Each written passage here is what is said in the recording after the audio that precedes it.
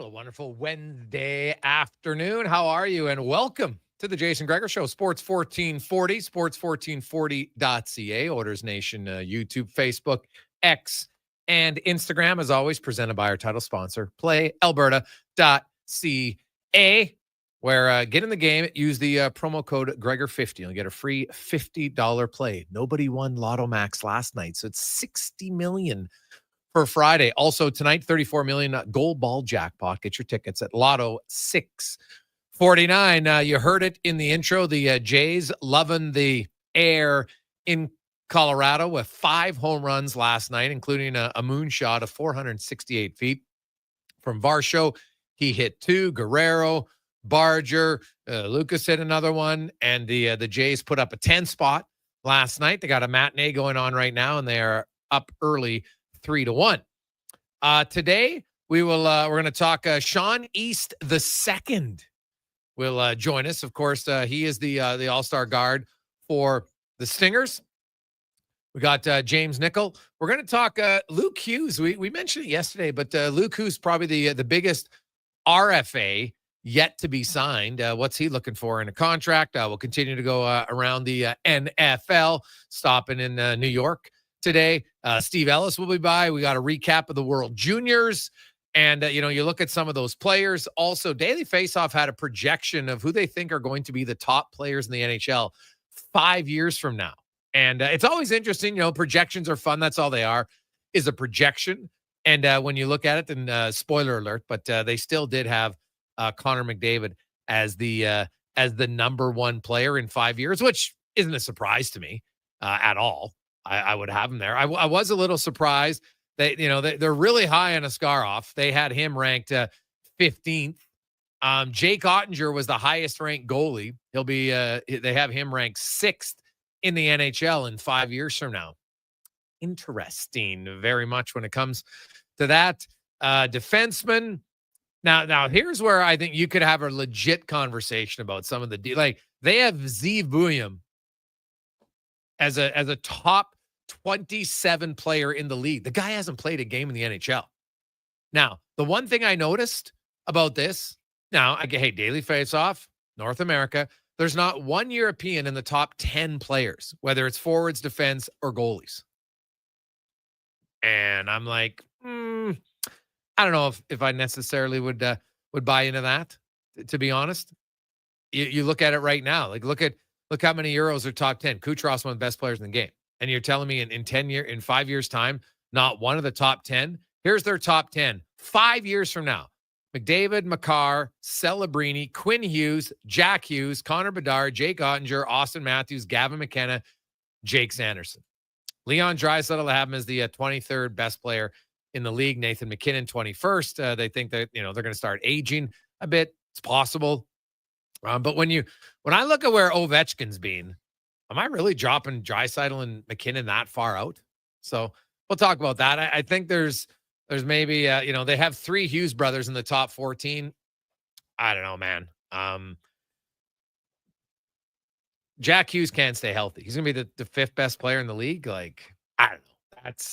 Maybe I'm wrong. Maybe I got to go back and look and say, who are the best 5 in the 5 years ago? Who are the best players in the league? And if you look at it from 5 years ago, which would be 2020, so at the end of the 2020 season, well, Connor McDavid obviously was one of the best players in the game at that time. I don't think there's much debate on that. You also had Nikita Kucherov. Leon Draisaitl won the Hart Trophy that year. David Pastrnak, top player.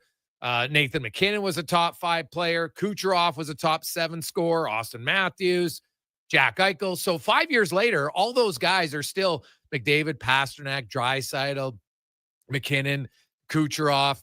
The one guy who's dropped a bit back would be Patrick Kane. Right? He was still in 2020 a top 10 scorer in the game. Right? Dynamic player. And now remember, he came into the NHL in 2007. So, that was 13 years in. Now 18 years. Okay. But then the rest. And I haven't, you look, Ovechkin was 18th in points that year, but he was still one of the best goal scorers in the game. And 5 years later, he still is. So you look at defensemen and, John Carlson, Roman Josi, Victor Hedman, Quinn Hughes was young that year. Cale Makar, same thing. So those two guys are still around. Hedman's still damn good, right? Roman Josi, John Carlson, Pietrangelo now 5 years later, his career is over, unfortunately. So, that would be one. But I think it's a little bit heavy on young players who haven't done a lot yet. And it's all and that's what's a projection. But we'll talk to Steve about that.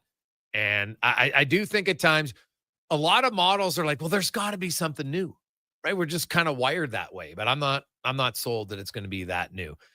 Justin Rankin, Rank the Tank, they call him, and you saw why last game. The guy was breaking tackles all over the place. Spec will be by. We got a 2-minute warning with Cam Tate. We'll take some of your thoughts. 833-401-1440, 833-401-1440 in our inbox. Also tonight, Victoria Bacco, the young Canadian. She's 18 years of age. She was a wild card heading into this Canadian Open on the WTA Tour, women's tennis tour. And here she is now in the semifinal tonight. It's an incredible, unexpected story. And it's not like she's gotten lucky. She beat the number 1 ranked Coco Gauff in this tournament. She's beaten some really good players. And she's looked really good doing it. And so, it's to me, it's great story regardless of what happens here in the semifinal or the final. Obviously, if you go on and win, it's ridiculous. But it got me thinking, Cons, and I'm curious, listeners out there, what is your favorite underdog story? If you recall, no one expected her to be here. Right? No one. I think the highest rank she'd ever been was 85th in singles. And I think that might have been back in March. She'd actually gone up since then, not down. And when I say down, I should say, I guess she gone down, because up would mean she'd be ranked higher. And so, Cons, if you had to think the best underdog story, individual or team, do you have one that just pops off top of your head right away? Yeah, I got to go team with this one for sure. And the one that always pops up to me is Appalachian State beating Michigan and the fashion that they did so. We know App State is not exactly a powerhouse in the college football world, and nobody would have seen it coming. And then going to the Olympics. How about Belarus getting past Sweden back in 2002? That's another one. That's a Tommy Salo goal from center. Yeah, that's the one, unfortunately, for Oilers fans. But those two kind of come to mind immediately. It's a good one. Obviously, in the winning the premiership by now is it Leicester or Leicester? I never know how to say that one. Leicester. There you go. Yeah, that was a wild one. Yeah, that to me is one that kind of came out of nowhere, and it wasn't just one game. Yeah, right. That was a whole season. So that's one I liked. Obviously, it's hard to have a Cinderella run. Do you remember Mark Fidrich? Probably a little bit before your time. No. He was the rookie pitcher. They called him Big Bird because he kind of looked like Big Bird. No, I don't remember that one. And so he won the Rookie of the Year. I'll look it up, but I'm pretty sure it's 1976. And he was very unique. He would be on the mound. He was talking to the ball, right? Talking to himself. And he was a real character. And fans really liked him. Now, he had the Rookie of the Year, and then it never, unfortunately, his career he didn't pan out. Have the same success after his Rookie of the Year season. And unfortunately, I think he actually died in a truck accident. Not as a player, but after his career was over. But he was one, remember Jim Carrey, the net detective? And he had the Rookie of the Year in the NHL, and then obviously was unable to be a solid NHLer after that, but he had an unreal season. So I'm curious about our listeners. Who do you have as your favorite underdog story? And now we can underdog game is one thing, but kind of like a season, I find is a little bit better. Even a tournament, she hasn't just won one game. You got to win multiple games. You beat the number 1 seed. You can't have a bigger upset than that. You're a wild card, and you knock off Coco Gauff as a number 1 seed. So we'll talk about some of our favorite Cinderella stories throughout the show today. I think there's always going to, everybody out there is going to have a different one here that you listen to or not. With the team, we're talking Giants in the NFL.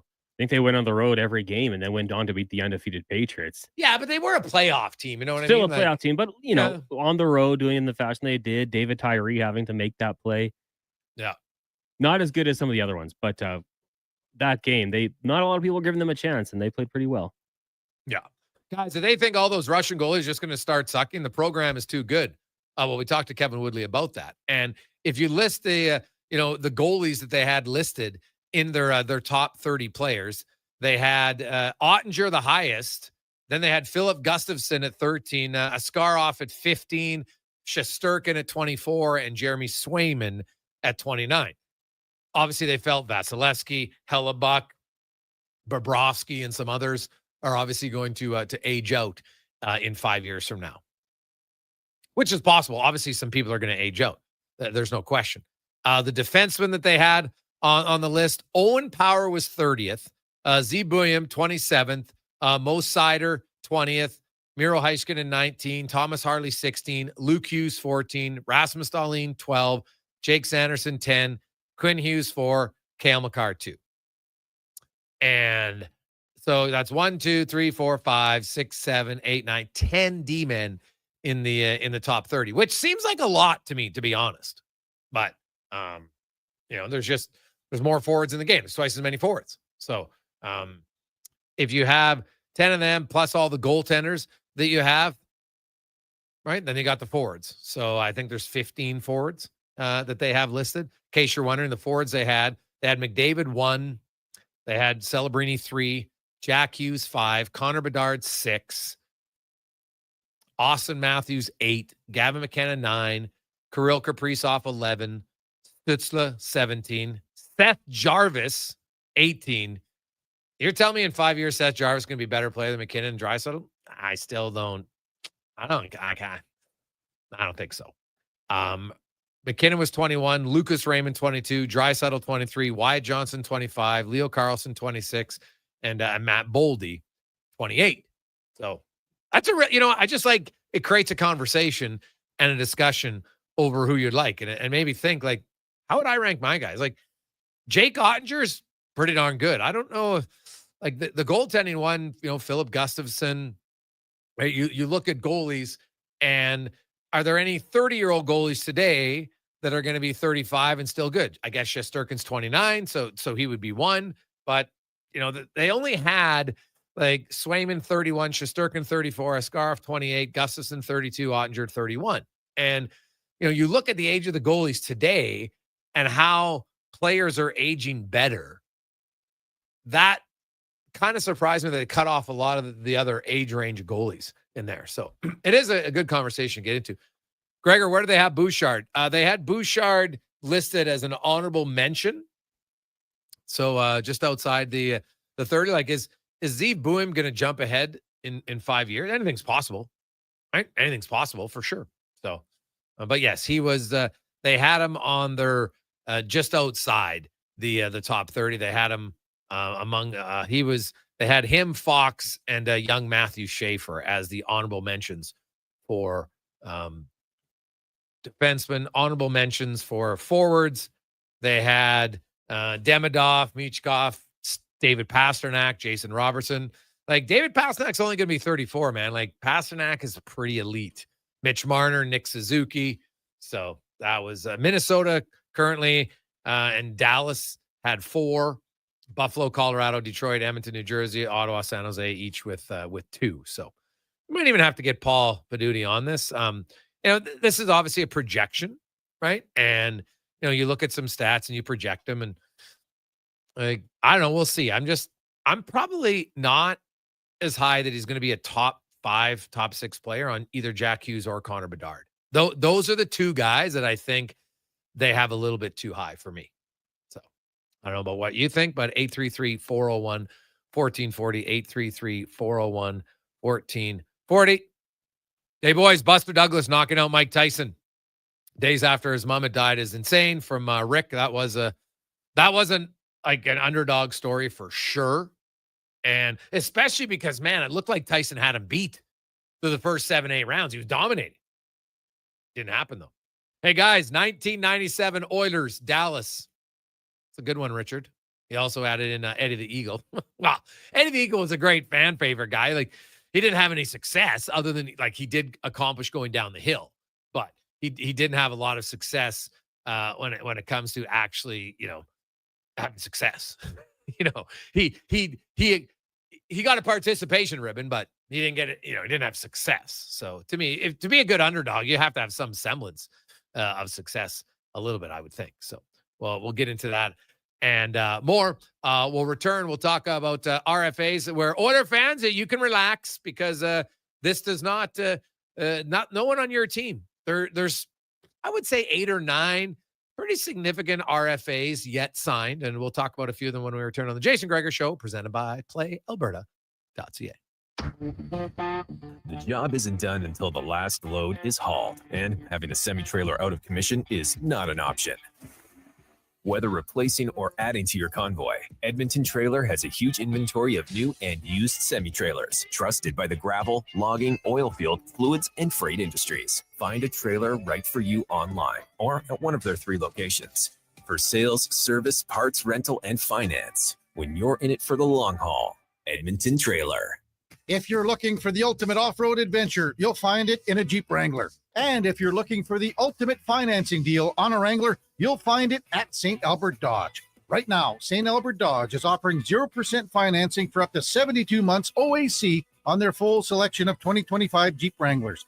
And it's a great selection. Sport, Willys, Sahara, and Rubicon, plus all on the lot at 0%. Comes how easy it is to do business at St. Albert Dodge. Day or night, tasting just so right. You can order oodle noodle at oodle-noodle.ca. Almost right away. Remember, you can order oodle noodle at oodle-noodle.ca.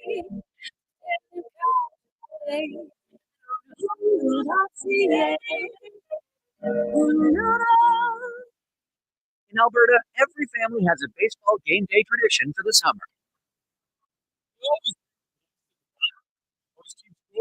We always bring Will Hawk beef jerky. Some things change, but the best home run snack never does. Will Hawk beef jerky. Whether you're watching from your recliner or the stands, make it a part of your summer ball game tradition. Will Hawk beef jerky, because you don't win games with salad. Only available in Leduc. The 8th annual Oilers Nation Open tees off Friday, August 29th at 9 a.m. A Texas scramble with golfers, and maybe even a few local personalities. Great shot, cool drinks, great car. .ca. Some people wake up and get dressed for work in a suit and tie or a nice dress. At GS Construction, we're less fashion forward and more putting our best foot forward. We wear hard hats and steel toe boots, and most importantly, we wear 50 years of experience with pride. It's not glamorous, it's definitely not easy, but it matters. We do it well. So if you'd like to be part of something where your work matters, GS Construction is hiring. Just remember, when you come for an interview, ditch the tie. See more at gsconstruction.ca. Come experience Edmonton Stingers Pro Basketball. Friday, August 8th. It's the most affordable, family-friendly, fun sports experience in the city. Tickets start at just $20. thestingers.ca. Photographers, start your cameras. It's time for Vision Credit Union's annual photo contest. Enter your hometown snapshot and show us what makes your community amazing. Whether it's a view from the farm, a stroll down Main Street, or a weekend at the rodeo, we're looking for snapshots that show off your rural Alberta hometown. Share your photo before September 2nd for a chance to win cash prizes or a donation to your favorite community group. Learn more via Vision's Facebook page or go to what'syourshare.ca. Diablo Boots sells only Canadian-made work and biker boots made by Canada West. No American or boots made in China, so no tariffs. All of Diablo's boots have replaceable soles and heels for longer life. Sizes 6 to 14 Triple E. Buy quality, buy Canadian. And support Canada West and Diablo, the 2 best names in the boot business. So save on boots by Save On Foods. That's Diablo Boots, 3340 Gateway Boulevard on the east side of Save On Foods. Buy Canadian. They're terrific. McDonald's summer drink days are here. Get a $2 small fruit splash beverage or a small frappe or smoothie for just $3 each. Summer's booming with McDonald's Summer Drink Days. Excludes additional flavor shots and toppings at participating McDonald's in Canada. Taxes extra. Prices exclude delivery. At On the Rocks, the party never stops. Check it out. Mondays, bingo tune. Tuesdays, tacos and tequila. Wednesdays, it's wings and karaoke. Shake what your mama gave you with salsa lessons on Thursdays and the best live DJs. Plus, live music every Friday, Saturday, and Sunday, along with DJ Kenny K. Hold on, let's not forget $5 happy hour, 7 days a week. Your bar, your party. You're On the Rocks. On the Rocks. Jasper Ave and 118th.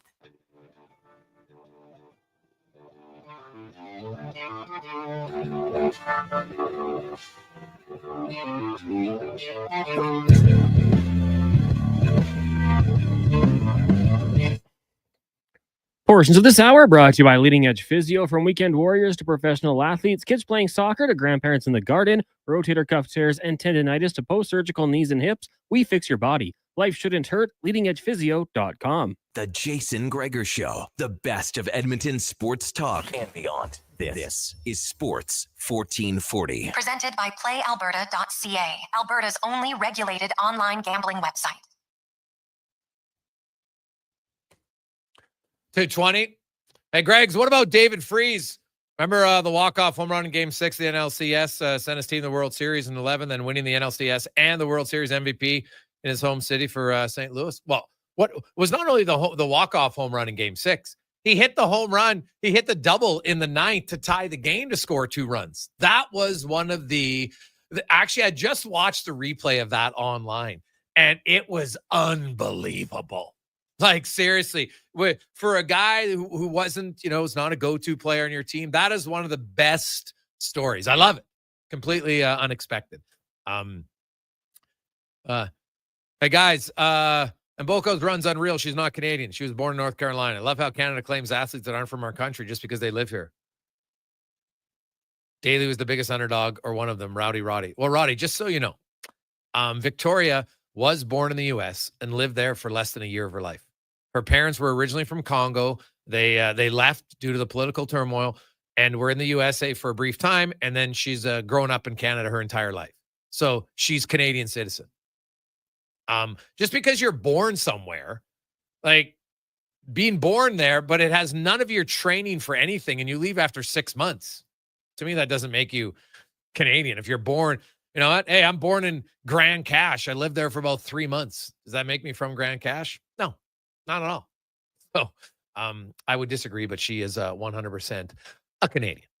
Now, I know we're going to talk a little bit about some of the pending RFAs remaining. And there are some teams that, some big ones. There's some rumors about certain teams as we go around the NHL, brought to you by McDonald's, where, it's warm out, so stay cool at McDonald's. $2 sundaes, $2 snack size shakes, only at McDonald's. And even better, use the McDonald's app, download it to your phone, and then you can order $1 cones all summer long, only through the McDonald's app. As James Nichols from New Jersey Hockey Now joins us. James, welcome to the show. How you doing? I'm good, Jason. How are you? I am excellent. I'm sure New Jersey fans, like, he is an RFA, but I don't think there's much threat of an offer sheet or anything like that, because it would cost a lot. But I know they're going to get him signed, but do you think he being the young Luke Hughes, does he get an 8-year deal here? Is he looking shorter? What are you hearing on the term for him on his contract here with New Jersey?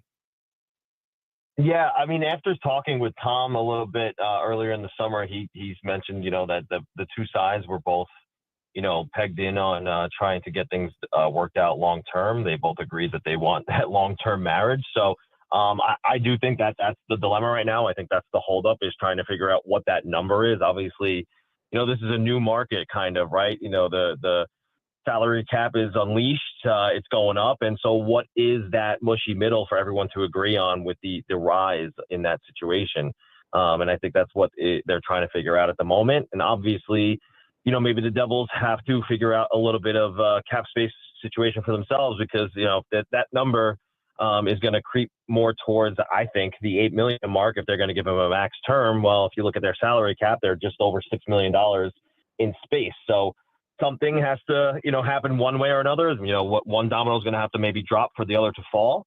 But, Fitzgerald did say that he is the number one priority after free agency. I know it's been a month and Devils fans are definitely chomping at the bit to, get this done. But, that's, I think, what we're waiting on here.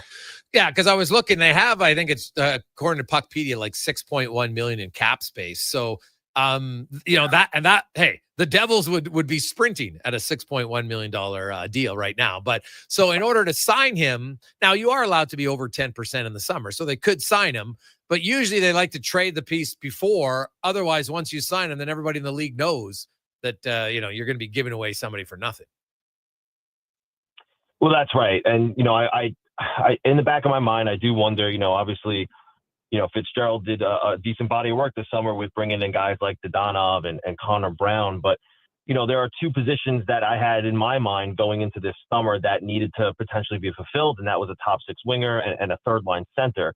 And I don't know that either of those things have been fulfilled at this moment, right? There is the chance that, or maybe this kid Gritsyuk that is coming from Russia can be a bigger impact than anticipated, or maybe Connor Brown plays up in the lineup and is more than a bottom six forward. He could be a middle six guy. Maybe Dadonov, he had 20 goals last year. Can he play on the first line? I don't really know what they're thinking there yet. But if you ask me, I look back to the 2024 NHL trade deadline. They traded Tyler Toffoli, who was on a 35 goal pace. That number of goals has never been replaced since then. So I do wonder, yes, they're looking at Luke Hughes and saying, obviously we got to figure this guy out long term. We want him here, but do we have one or two other places in our lineup that we also have to figure out? We said we wanted to address depth scoring, but I personally have been banging the drum that there is a need in that top six ever since Toffoli departed at the trade deadline in 2024. Well, the one thing the Devils have, James, is they got depth on defense. So Luke Hughes isn't even signed. They got Dougie Hamilton, Brett Pesce, Brendan Dillon, Jonathan Kovacevic, Jonas Siegenthaler, Seamus Casey, Simo Nemec. Like, you sign Hughes, that's 8 really good defensemen. So, if you sign him, and obviously if you want to sign him long-term, I agree with you, it's probably going to be closer to $8 million. You're going to have to trade someone. Which of those D-men do you think they'd be, most willing to trade, or the one who might get the best return that they'd have to consider? Yeah, it's a great question. I was never 100% sure about, was there a chance? Thank you. Was there a chance that it was going to be, Dougie Hamilton this summer, who, his name came up a couple of times in the rumor mill, right? His full no trade, downgraded to a 10-team no trade, 6-team no trade. One or the other. I confuse his and Palat. It might be the same, but his contract downgraded from a full no trade to a partial no trade, and you look at that and you say that's $9 million that you could use to plug in Luke Hughes' money, and then perhaps add on to that with the $6 million that you have in cap space to maybe address another need. But there's also the fact of the matter is that when he was off the ice last year, the metrics show that the Devils were maybe missing him a bit, right? They were lacking a bit on the blue line from an offensive standpoint. Then you look at a guy like Simon Nemec, who his name was in the rumor mill, all year last year. Some rumors that maybe he wasn't happy. I've spoken to him personally about that. He actually said, that's maybe not necessarily true, but he does feel he's an NHLer and wants to be here full time. And he believes he's proven that. So is he a guy who, do you keep him? I know that the Devils were real happy with his progress toward the end of the season, and in the playoffs, they continually said, that's the player we drafted second overall. That's who we want on a regular basis. I'm told they're hesitant to, do something with him and be too quick about it unless maybe equal value in return, maybe if they're going to go in that direction. And then, there's Seamus Casey, who seemed like every time that guy was up, he was making an impact, right? So if you ask me, I think the easiest player to move would be Seamus Casey in terms of that pecking order. The most interesting player to move, it's a split between, it would be Hamilton or Nemec. It just really depends. Are we going forward with the youth, or are we depending on our veteran, maybe the first potential really big free agent that we signed here in a long, long time back in the day when Dougie Hamilton signed his contract in free agency. So the easy answer, I would say Seamus Casey's the guy that you move maybe in a package or something like that. But the more intriguing answer to me would be, one of Nemitz or Hamilton, because I think you would see bigger returns. 100%. And if you move Seamus or Casey, you're going to have to move some other guys because he doesn't even make $1 million. So we'll see. Right. But it's an interesting one to look at New Jersey, because I agree with you. When I look at the Devils team up front, and they, Dawson Mercer had a pretty good year last year. And, they signed Connor Brown from Edmonton, but, he's not the top line guy you were talking about. He's more of a third line player, penalty killer. They're top 6 forwards. And how much of it really revolves around Jack Hughes staying healthy? Yeah, I mean, of course, right? You look at the past couple of seasons, obviously 2 shoulder surgeries. It's not ideal. And he's a guy who, again, at the points when he went out, he was scoring at a point per game pace. You don't replace Jack Hughes, right? You can only hope to have somebody step up, and it's never going to be, in some capacity to fill his shoes. Now, the team does have Jesper Bratt, who is an excellent player. He's an elite forward. They have Timo Meier, who I still believe hasn't unlocked his full potential while playing in New Jersey. He's had really good or really great moments, I should say, that has shown flashes of it. But to do it consistently, that hasn't happened yet. They have Nico Hischier, who has just been rock solid for them for a long time now. They have really, really great talent up front, and they now have really good depth. But, like I said earlier, they are lacking one more piece up front that's going to push them over the top, and just, speculative here, just like with the names that we've heard this summer, a guy like, if they were able to somehow get a guy like Jason Robertson in, right, that would just put this team over the top, that you could say, okay, they went from a first or second round exit to now, they would be Stanley Cup contenders potentially. You could put them in that spot. So, in-house, if you're asking who's going to replace Jack Hughes, it's nobody. You would hope that a guy like Dawson Mercer can, step up, right? He was a guy that Fitzgerald named. Again, I'm going to refer to Tyler Toffoli. I asked who's going to replace that player 2 summers ago, and that was a player that Tom Fitzgerald named. He wants to see a guy like Dawson Mercer get back to that 27-goal, near 60-point season he had 2 seasons ago. It hasn't quite happened yet. I wonder if he's pegged for that third-line center role as of this moment. He was drafted as a center when he was selected in the 2018 NHL draft. But, he has that top 6 potential, right? He's a great two-way forward. He obviously has scored almost 30 goals at one point. So, can he be that top 6 forward, or is he destined for that third-line center spot? There's still some question marks with this roster, in my opinion. I do like the body of work so far. But I think there are still answers to be had before we get to September. James Nichols joins us from New Jersey Hockey Now, discussing the Devils, Luke Hughes pending RFA. Now, another interesting one, and this doesn't, I know I've heard the name and it might pique some interest in Edmonton, is the Devils when it comes to goaltending. Now, a lot of people were surprised that, they not surprised they locked him up for 5 years, but some people thought he would get a much bigger term. But Jake Allen got 5 years at $1.8 million, which does take him to 38 years of age when the contract is over. So, there's maybe some concern later, but they've got Nico Daws. And when you look at teams, like, he's somebody that's, unless they trade him, he's going to have to clear waivers to go down to the minors. And with Markstrom and Allen signed, it's a no-brainer. What do you make of Dawes, and how close do you think he is to being an NHL goal? Yeah, I was listening to you talk about this as a potential guy that they can get in Edmonton, right? And listen, I think he's got what it takes. I think he's right on that cusp. He's not quite a full-time AHL goaltender anymore. He's had some really brilliant stints in the NHL. I think about that Stadium Series game in 2024 where he was the show, right? Yes, the Devils scored 7 goals, but he also made 45 saves that night in front of 70,000 people. And, he didn't let that moment get too big for him. And, he did deal with a little bit of injuries right before that, but he had hip surgery and he said he's never felt better. And, there's a bunch of things he wasn't able to do before that surgery that he's now been, unlocked from those restrictions. So I see a goaltender there who, look, is he going to be, as good as a Jacob Markstrom or a Jake Allen at their peaks in their career? Maybe not, but I don't think he's going to be far off from a legitimate NHL starting goaltender at some point.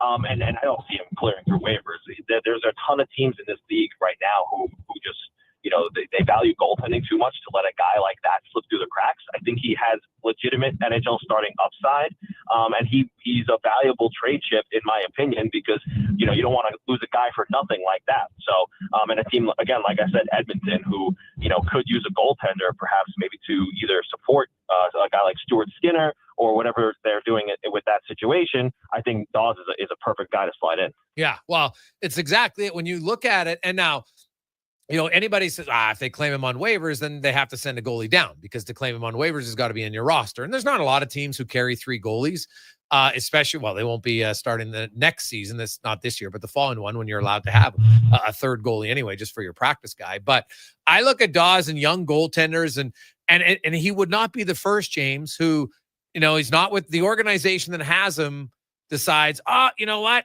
we're not sure yet. And then he goes on waivers and he goes somewhere else. And there's lots of goalies around the league that are on their second team and playing great. And was there ever any conversation where they said, you know what, maybe we're just going to let the 34-year-old backup go in Allen and we're going to give it to Dawes? Why did they not go that route?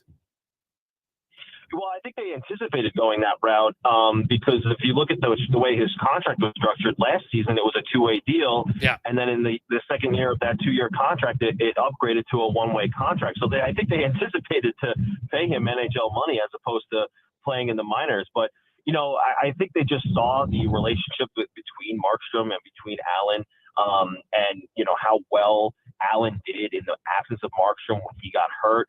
And they're a really good veteran tandem who's been in the big moments before and have won.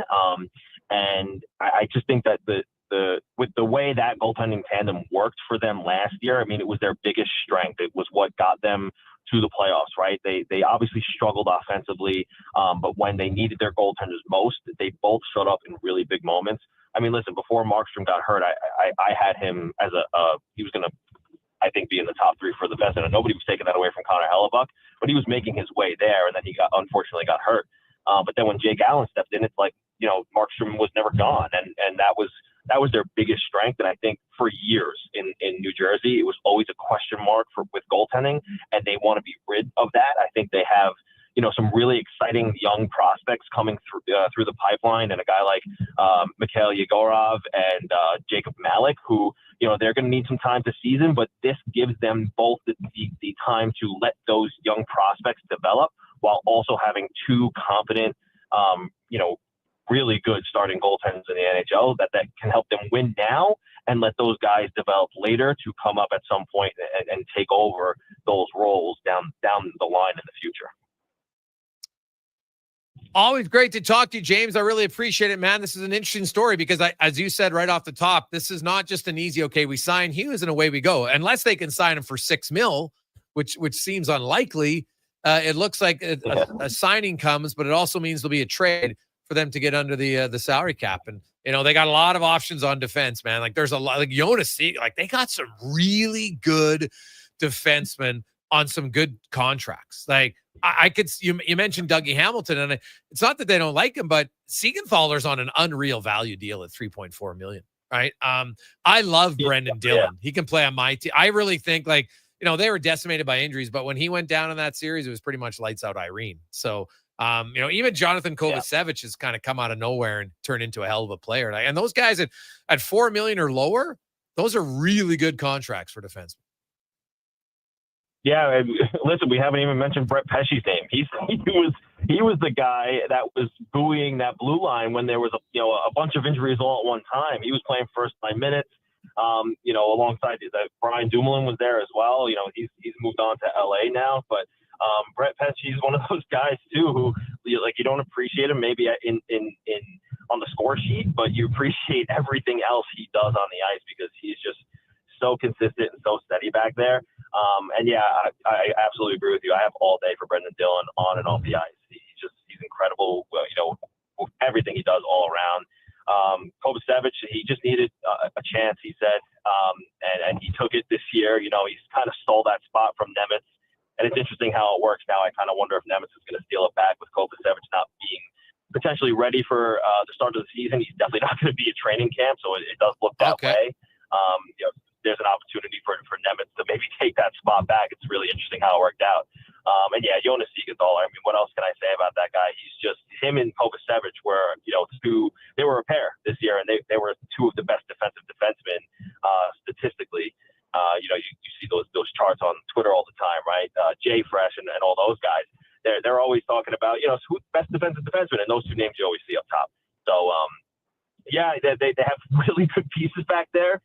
You never want to thin out, your strengths, but, there are other spots in this lineup where, I don't know if the work is necessarily done. So you have to maybe deal from your strengths and hope you can maintain it. And I think that's something that does need to happen before September. So we'll see where this goes. Great stuff, James. We'll be following along to see, because I'm sure when the story breaks, you'll be right all over it. Thanks for your time, man. Have a great day. Yeah, thanks for having me. That is James Nichols from New Jersey Hockey Now. So something to watch for. And Nico Dawes, Oiler fans, I've talked to some people around, and if you look at the Oilers in what they might do, and I'd mentioned the waiver wire or potentially a trade in training camp preseason, I think Nico Dawes is an option. I think DiPietro in Boston is an option. Those are probably my top two, but there's a few other ones. So we'll see. I don't. It might happen beforehand, but because what happens is I could see a team, they're like, well, hey, let's get through preseason first, because what if one of our goalies gets hurt or nicked up? All it does is allows us to delay it. So that's a lot of it sometimes is a little bit of luck, in the sense that you've got three goalies, they're really good, and one gets nicked up for maybe a month, and that just gives you more time. And then all of a sudden, maybe a team gets an injury of their own goalie. Now they get a little desperate, and they'll actually make a trade when your third goalie gets healthy. So lots of things at play. It can vary from day to day, but I don't think the Oilers, that it's a lock, are going to come back with Skinner and Pickard. I won't be surprised if they bring in another goalie. Just my thoughts on that. 2:43. Jason Gregor, Connor Halley with you, Sports 1440, Oilers Nation, YouTube, Facebook, X, and Instagram. We will take a quick break. We'll return. We got Sean East the second. Hey, anytime you're the second, that's pretty damn good. We'll talk about it next on the Gregor Show, presented by PlayAlberta.ca. Scott McGilvery here, HGTV host and renovation expert. The one upgrade I know homeowners will love: better, fresher Culligan water straight from the tap. Culligan's Aquasential reverse osmosis filtration system takes your water to the next level. With up to 7 stages of filtration and 14 filter options, they're certified to reduce over 90 contaminants. Your tap water is about to get a major upgrade: safer water that tastes great. Get started with a free in-home water test at Culligan.com. Culligan, water you love. Edmonton's biggest clearance event is at the Brick Outlet on St. Albert Trail. Stop searching and start saving. For 4 days only, Thursday through Sunday, we're clearing out our warehouse and blowing out thousands of dollars in inventory. Fine furniture and mattresses below cost. Scratch and dent appliances below cost. Clearance and overstock pieces up to 80% off. Some exclusions apply. See in-store for details. Find massive savings Thursday through Sunday during Edmonton's biggest clearance event. Only at the Brick Outlet on St. Albert Trail. The Brick Outlet, saving you even more. Silent Ice Sports and Entertainment is an innovative market leader across Western Canada, with sports and entertainment properties including the Spruce Grove Saints, the Junior Prospects Hockey League, Silent Rides Charter Company, the Hockey Super League, and the newly launched Female Super League. Silent Ice also owns the Western Hockey League's Seattle Thunderbirds and operates the Morinville AAA Arena. The Silent Ice Center, a new state-of-the-art entertainment facility, is open in Nisku, which features 2 sheets of ice, including a 1,600-seat arena and a restaurant with a viewing area.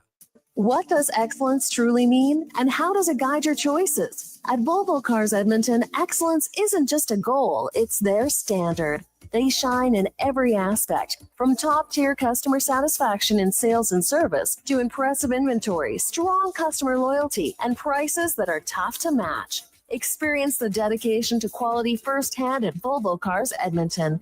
Great vehicles, better service. Only at VolvoCarsEdmonton.com. As members of the Federation of Alberta Gas Co-ops, Alberta's rural natural gas utilities are here to fuel your life affordably, reliably, and safely. Across the province, natural gas keeps Albertans warm and connected every day. It's local, dependable, and it's ours.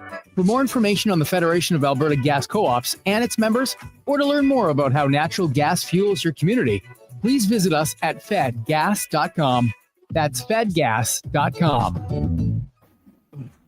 It's happened again, and construction season is in full swing. Job delayed, money lost, and clients disappointed because your rigging failed and it wasn't inspected. Don't let this happen to you. Have your lifting slings, fittings, hoisting tools, and safety harnesses checked with Titan Supply. Titan Supply offers certified on-site and in-house rigging inspections and service, so they can repair it, replace it, and recertify it. Titan Supply in Edmonton, Grand Prairie, Red Deer, and Calgary, and at titansupply.ca. Lift, dig, haul. When I met you in the summer, to my heartbeat sound. Portions of this hour brought to you by Sherbrooke Liquor, the best place for wine, cocktails, and beers from all over the world. Also, a variety of excellent non-alcoholic options. See more at sherbrooke-liquor.com. The Jason Gregor Show, the best of Edmonton sports talk and beyond. This is Sports 1440. Presented by PlayAlberta.ca, Alberta's only regulated online gambling website.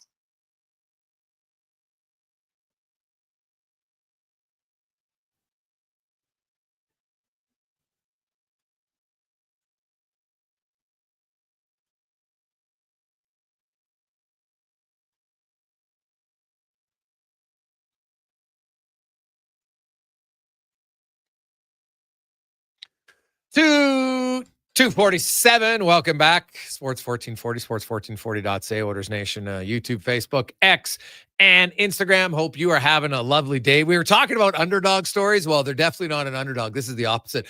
You want to know a team that's struggling? The Washington Nationals. They've allowed 54 runs in their last 4 games.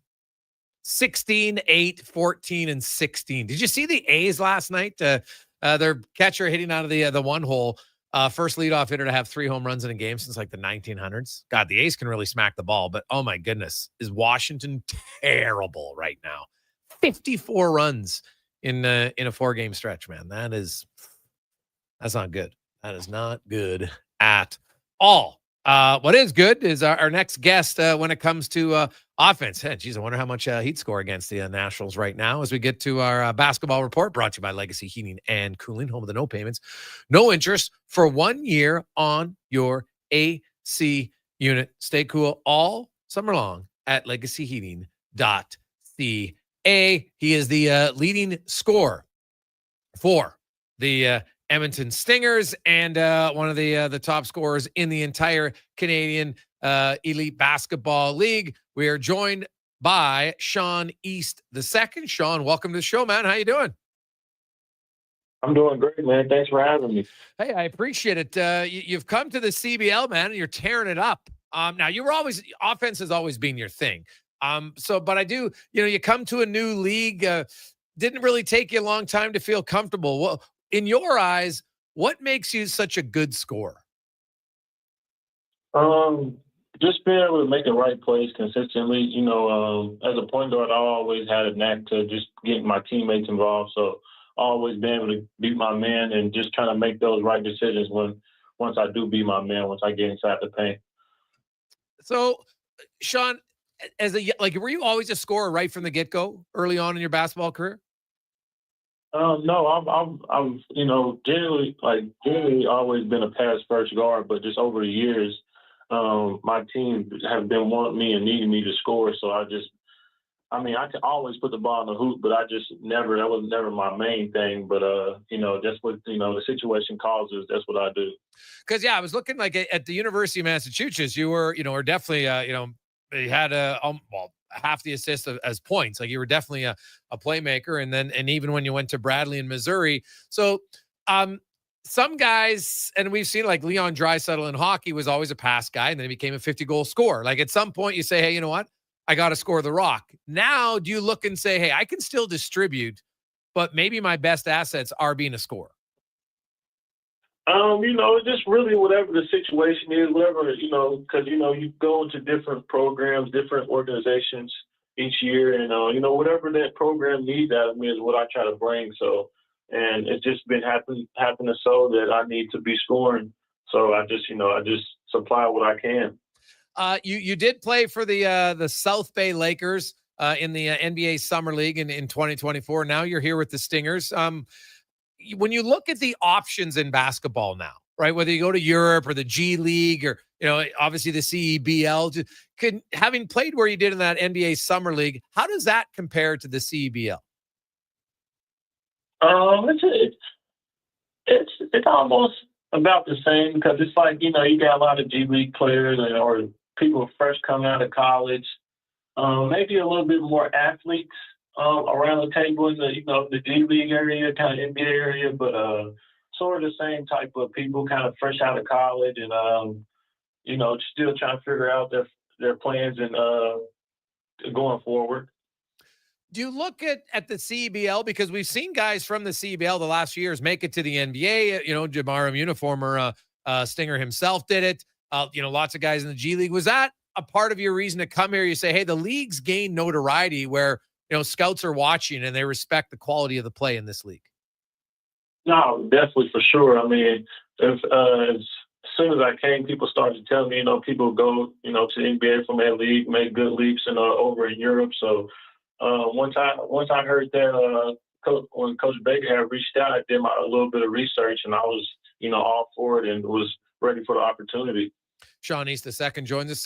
The Stingers' leading scorer is actually the leading scorer in the entire CEBL, averaging 23.4 points per game. Sean, do you like the rules here in the CBL that you get to the 4-minute mark and now you're just chasing a certain score rather than playing down the stretch? I find there's less timeouts and allows the players, in my opinion, to be able to make more decisions than always just having set play after set play in a timeout. Do you like it better? Do you think it's better? I think it in some sense it kind of is, just because you have to win on the bucket. You know what I'm saying? You don't run out of time, or I mean, now if you're up a lot of points and then you got to do it, it kind of sucks. But if it's a good game, you got to win on the bucket. So it calls for the best players, the best team that has players to make those plays to come out on top. So I mean, it's very different. I had to get adjusted to it, but I've been loving it. So what was it just more of a mental adjustment? Like because you got to shoot to win, basically. Yeah, it's definitely a mental adjustment, and just understanding don't change the game up or it's even minutes, so we got to change or do this and all. You just keep playing regular basketball to bring out the victory. Don't slow down or just try to play different. Just keep playing as if the game was still going on. Sean, the Vancouver Bandits are the one team you guys haven't been able to solve this year in the regular season. What about the Bandits has given you guys the most trouble? They just got a good handful of players over there, and some kind of well-polished people over there that I feel like we've been studying them, so I feel like over the if we make it to get playing eventually in the playoffs, I think we'll have a good chance of getting them. It's hard to beat a team 5 times, so. Yeah, no, that is very true when you look at it that way. But it's funny how some teams, though, they're just it's in a weird way, it's just a tough matchup, right? And some teams, especially in basketball, definitely, they just match up better against other teams.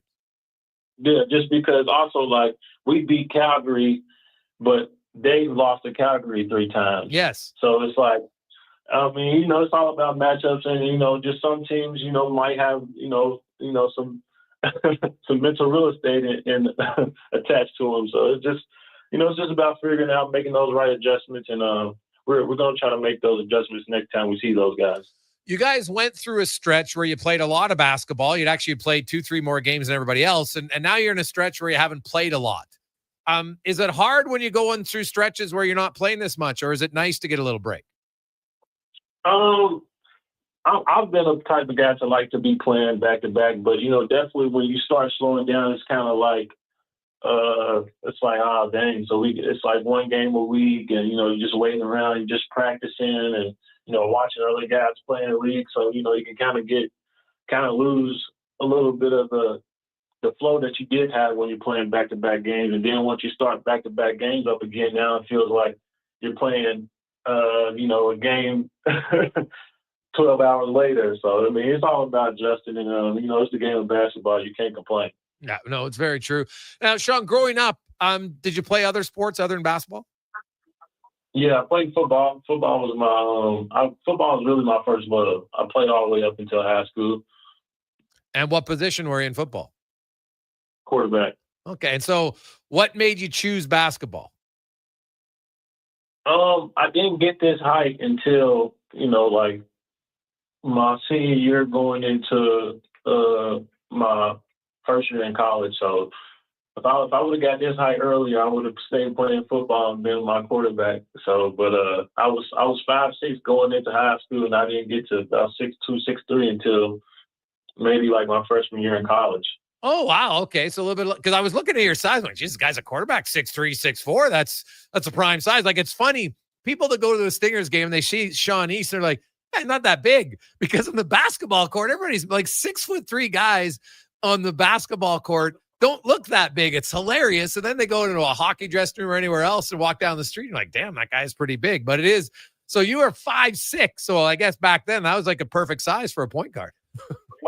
Yeah, right. Yep. That was my basketball was my second sport. So, but I chose the basketball route because it was just easier to deal with. When you gotta try to look over a 6'4", 300-pound lineman, it doesn't work out too good when you're that short. You try to throw the ball.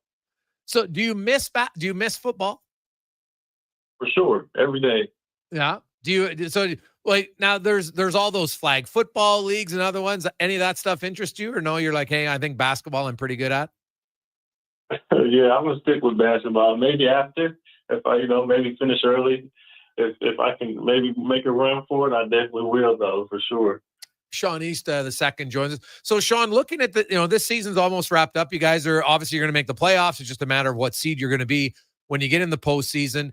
How does it work, though? Like, do you have a contract when the season ends already signed with someone else for, to play fall ball? I do, but I'm not going to disclose it yet. Still just kind of under wraps, but I definitely do have something going on after the season, and we'll come out pretty soon. Oh, okay. So, any reason why you don't announce it yet? Just in case for other opportunities, but okay. Definitely got something definitely already kind of secured and locked in. Just waiting on just some other things that fall through first. Yeah, that's fair, because that's what's kind of unique about basketball right now is there's lots of different options, and it's kind of moving around, and all it takes is somebody from another league to give you an offer, right? But it's almost like you play for multiple teams in 1 year. They're like, football doesn't do it. Hockey doesn't really. Now, maybe you're going to the minors in hockey in that season, but you're in one organization. It's kind of unique to basketball, right? Like, unless you're at the highest level of the NBA and like the top end guys, there's lots of guys, even at the bottom tier of the NBA, they're going to G leagues, they're playing summer league, they're playing for multiple teams in multiple situations. Does that make you a better player, or is it harder because you don't just get set with one way to play? It just depends on how you want to, look at the situation. I look at it as, every game you play is a tryout. You know what I'm saying? A lot of people are watching it from all types of leagues all over. So, you just got to always try to put your best foot forward and put your best game out there, because you never know who's watching. One last one for you, Sean. I noticed that in 2024, you're the SEC Scholar Athlete of the Year. What'd you take in school? I took general studies and had a minor in criminal justice, but also a certificate in positive coaching.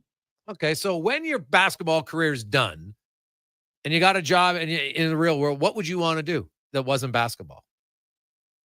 I want to open up a gym, maybe, mentor some kids, get into some coaching, but I want to finish out my basketball days first, but definitely get into coaching, get into some mentorship, open up a few things and have a business that way. Okay. Well, you're young, man. You're only 25. So you got a decade at least probably of basketball before you have to worry about a real job. So that's a good thing. So enjoy that, and best of luck the rest of the way with the Stingers. Thank you. I appreciate you guys having me anytime. You betcha. That is Sean East the second. Hell of a player, man. You go to the Stingers game, like, he is a baller. And I love the fact that and if you look at his stats in college, he wasn't lying. He was more of a playmaker than a scorer. He was never a big time scorer, but he just, you know what, is playing in the G League. That's what the summer league. That's when he started to score a little bit more.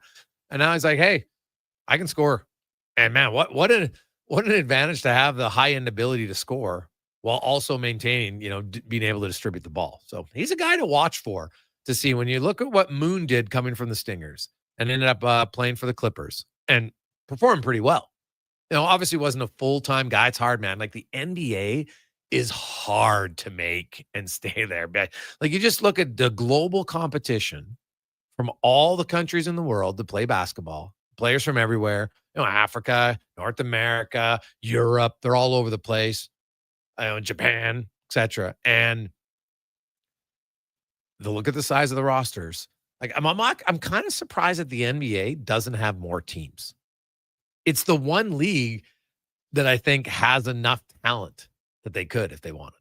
So we'll see. But Sean East II, he's definitely worth the price of admission if you're checking out the Stingers games. Of course, the Stingers, their next game is on the road against Niagara, if I'm not mistaken.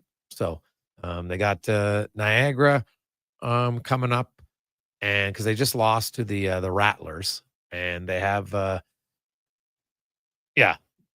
no, I'm wrong. They're hosting Niagara on Friday. Double dip again, Friday and Sunday. They've clinched a playoff spot, but they still have a chance potentially to catch Calgary. So they're in a real good spot here. Obviously, Winnipeg, I guess there is a mathematical chance Winnipeg could catch them, but I think it's unlikely. We'll take a quick break after a Connor Halley Sports 1440 update. We'll get back. We've got a lot of text to talk about the best underdogs. We're going to talk about some projections in 5 years, which is fun. Because people always ask, hey, how are the orders going to stay competitive for 5 years? Well, we'll get into that. But first, Connor Halley and Sports 1440 update brought to you by 01 Hockeyology. If you're looking to fine-tune your son or daughter's skills before the upcoming season, we get a membership at 01 Hockey. Shooting, skills, skating, small area games. They even have a hockey IQ to help think and process the game. Sign up at 01.ca. This is a Sports 1440 update. Toronto Blue Jays bats remain hot. They lead the Rockies 10-1 in the bottom of the sixth. Bo Bichette leading the way with 3 ribbies in this one. Elsewhere, Yankees have a 3-2 lead over the Yankees in the top of the eighth. Rays lead the Angels 4-1. Cards trail the Dodgers 2-1 in the fourth and just getting going. Still in the first, Marlins on top of the Astros 3-2. Later on tonight, Nationals hosting the Athletics. Royals taking on the Post Sox, Diamondbacks and Padres. And earlier today it was the Orioles over the Phillies 5-1. Giants doubled up the Pirates 4-2. Twins beat up on the Tigers 9-4, and the Cubbies victorious over the Reds 6-1. Off the field, the Red Sox finalizing an 8-year, $130 million contract extension with rookie outfielder Roman Anthony through 46 games. The 21-year-old Anthony battling .283 with 45 hits, 2 home runs, and 19 RBIs. Riverhawks playing their final regular season game tonight in Victoria, taking on the Harbor Cats. First pitch set for 7:35. You got the Stingers in Saskatchewan taking on the Rattlers. That one gets going at 7:30. Also in the CEBL, Niagara in Winnipeg and Montreal hosting Ottawa. At the Tennis World National Bank Open, Montreal, Canadian Victoria Mboko taking on world number 12, Elena Rybakina of Kazakhstan in the semifinal. That gets going at 4 o'clock. And one game in the WNBA tonight, Aces taking on the Valkyries, tip-off just after 8. Coming up in hour 2 of the Jason Gregor Show, we'll continue our look around the NFL and discuss the New York Giants with Chris Bizignano, and we'll hear another edition of Cam Tate's 2-Minute Warning. I'm Connor Halley. This has been a Sports 1440 update. Sports 1440, a Stingray radio station broadcasting on Treaty 6 territory. Download the free iHeartRadio app and listen to CKJR wherever you go. The sun is shining, the weather's warm, and some of Edmonton's favorite sports are back in season. If you're looking for the cherry on top of a perfect summer day, check out Play Alberta to experience casino, sports, and lottery all in one app. Download the Play Alberta app today and deposit $20 or more with promo code SUMMER to claim a $100 casino bonus. That's promo code SUMMER for a $100 casino bonus on us. Redeemable once per Play Alberta account. Remember, if you gamble, please use your game sense. Hey, sports fans, we've got a clear choice for Anytime. you. At Crystal Glass, we provide customers with the perfect glass for any job. From home to auto and even commercial, installation or repairs, we're your team. Call 310 Glass or visit crystalglass.ca. Crystal Glass. Back by popular demand, the Operation 36 Junior Golf Program at Cattail Crossing Golf Club. Designed for kids ages 5 through 17, it combines instruction and on-course play, focusing on technique, strategy, and course management. Taught by certified CPGA pros. Only $325 for 4 weeks of instruction, plus 4 9-hole rounds of golf. Operation 36, Wednesdays 5:30 till 7:30 p.m. through August. Register at cattailcrossing.ca. Click on Junior Program or call 780-973-6686. The job isn't done until the last Hey, load is hauled. afternoon. How Having a are you? semi-trailer And out of welcome. commission is And not an option. Well, Whether replacing or adding to your convoy, Edmonton Trailer has a huge inventory of new and used semi-trailers, trusted by the gravel, logging, oil field, fluids, and Hey, freight Greg, what about industries. David Find Freed? a trailer right for you online or at one of their 3 locations. For sales, service, parts, rental, and finance. When you're in it for the long haul, Edmonton Trailer. Well, get ready for a silly hockey fans.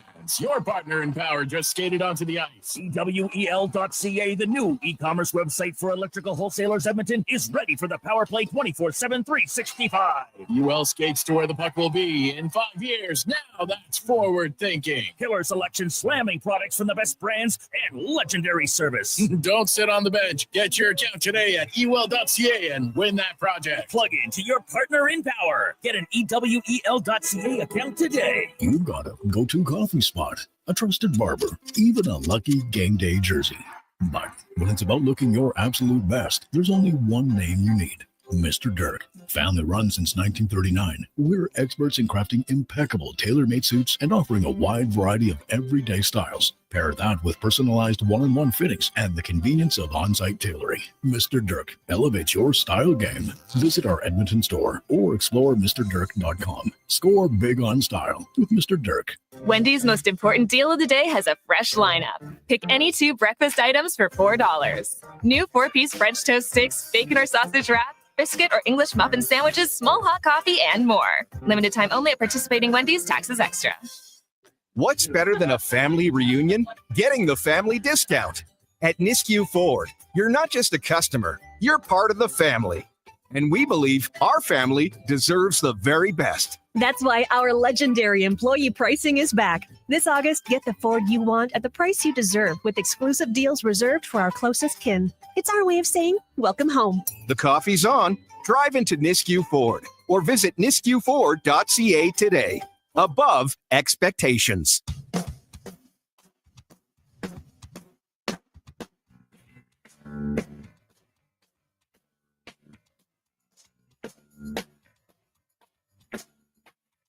She says she's no good with words, but I'm worse. But started out a joke with a romantic stuck to my tongue.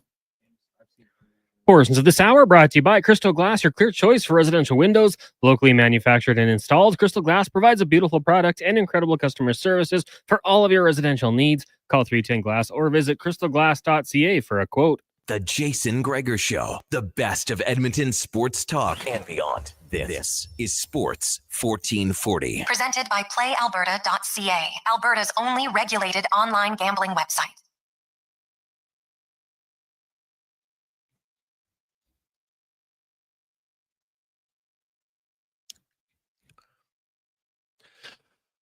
It's after 3 o'clock.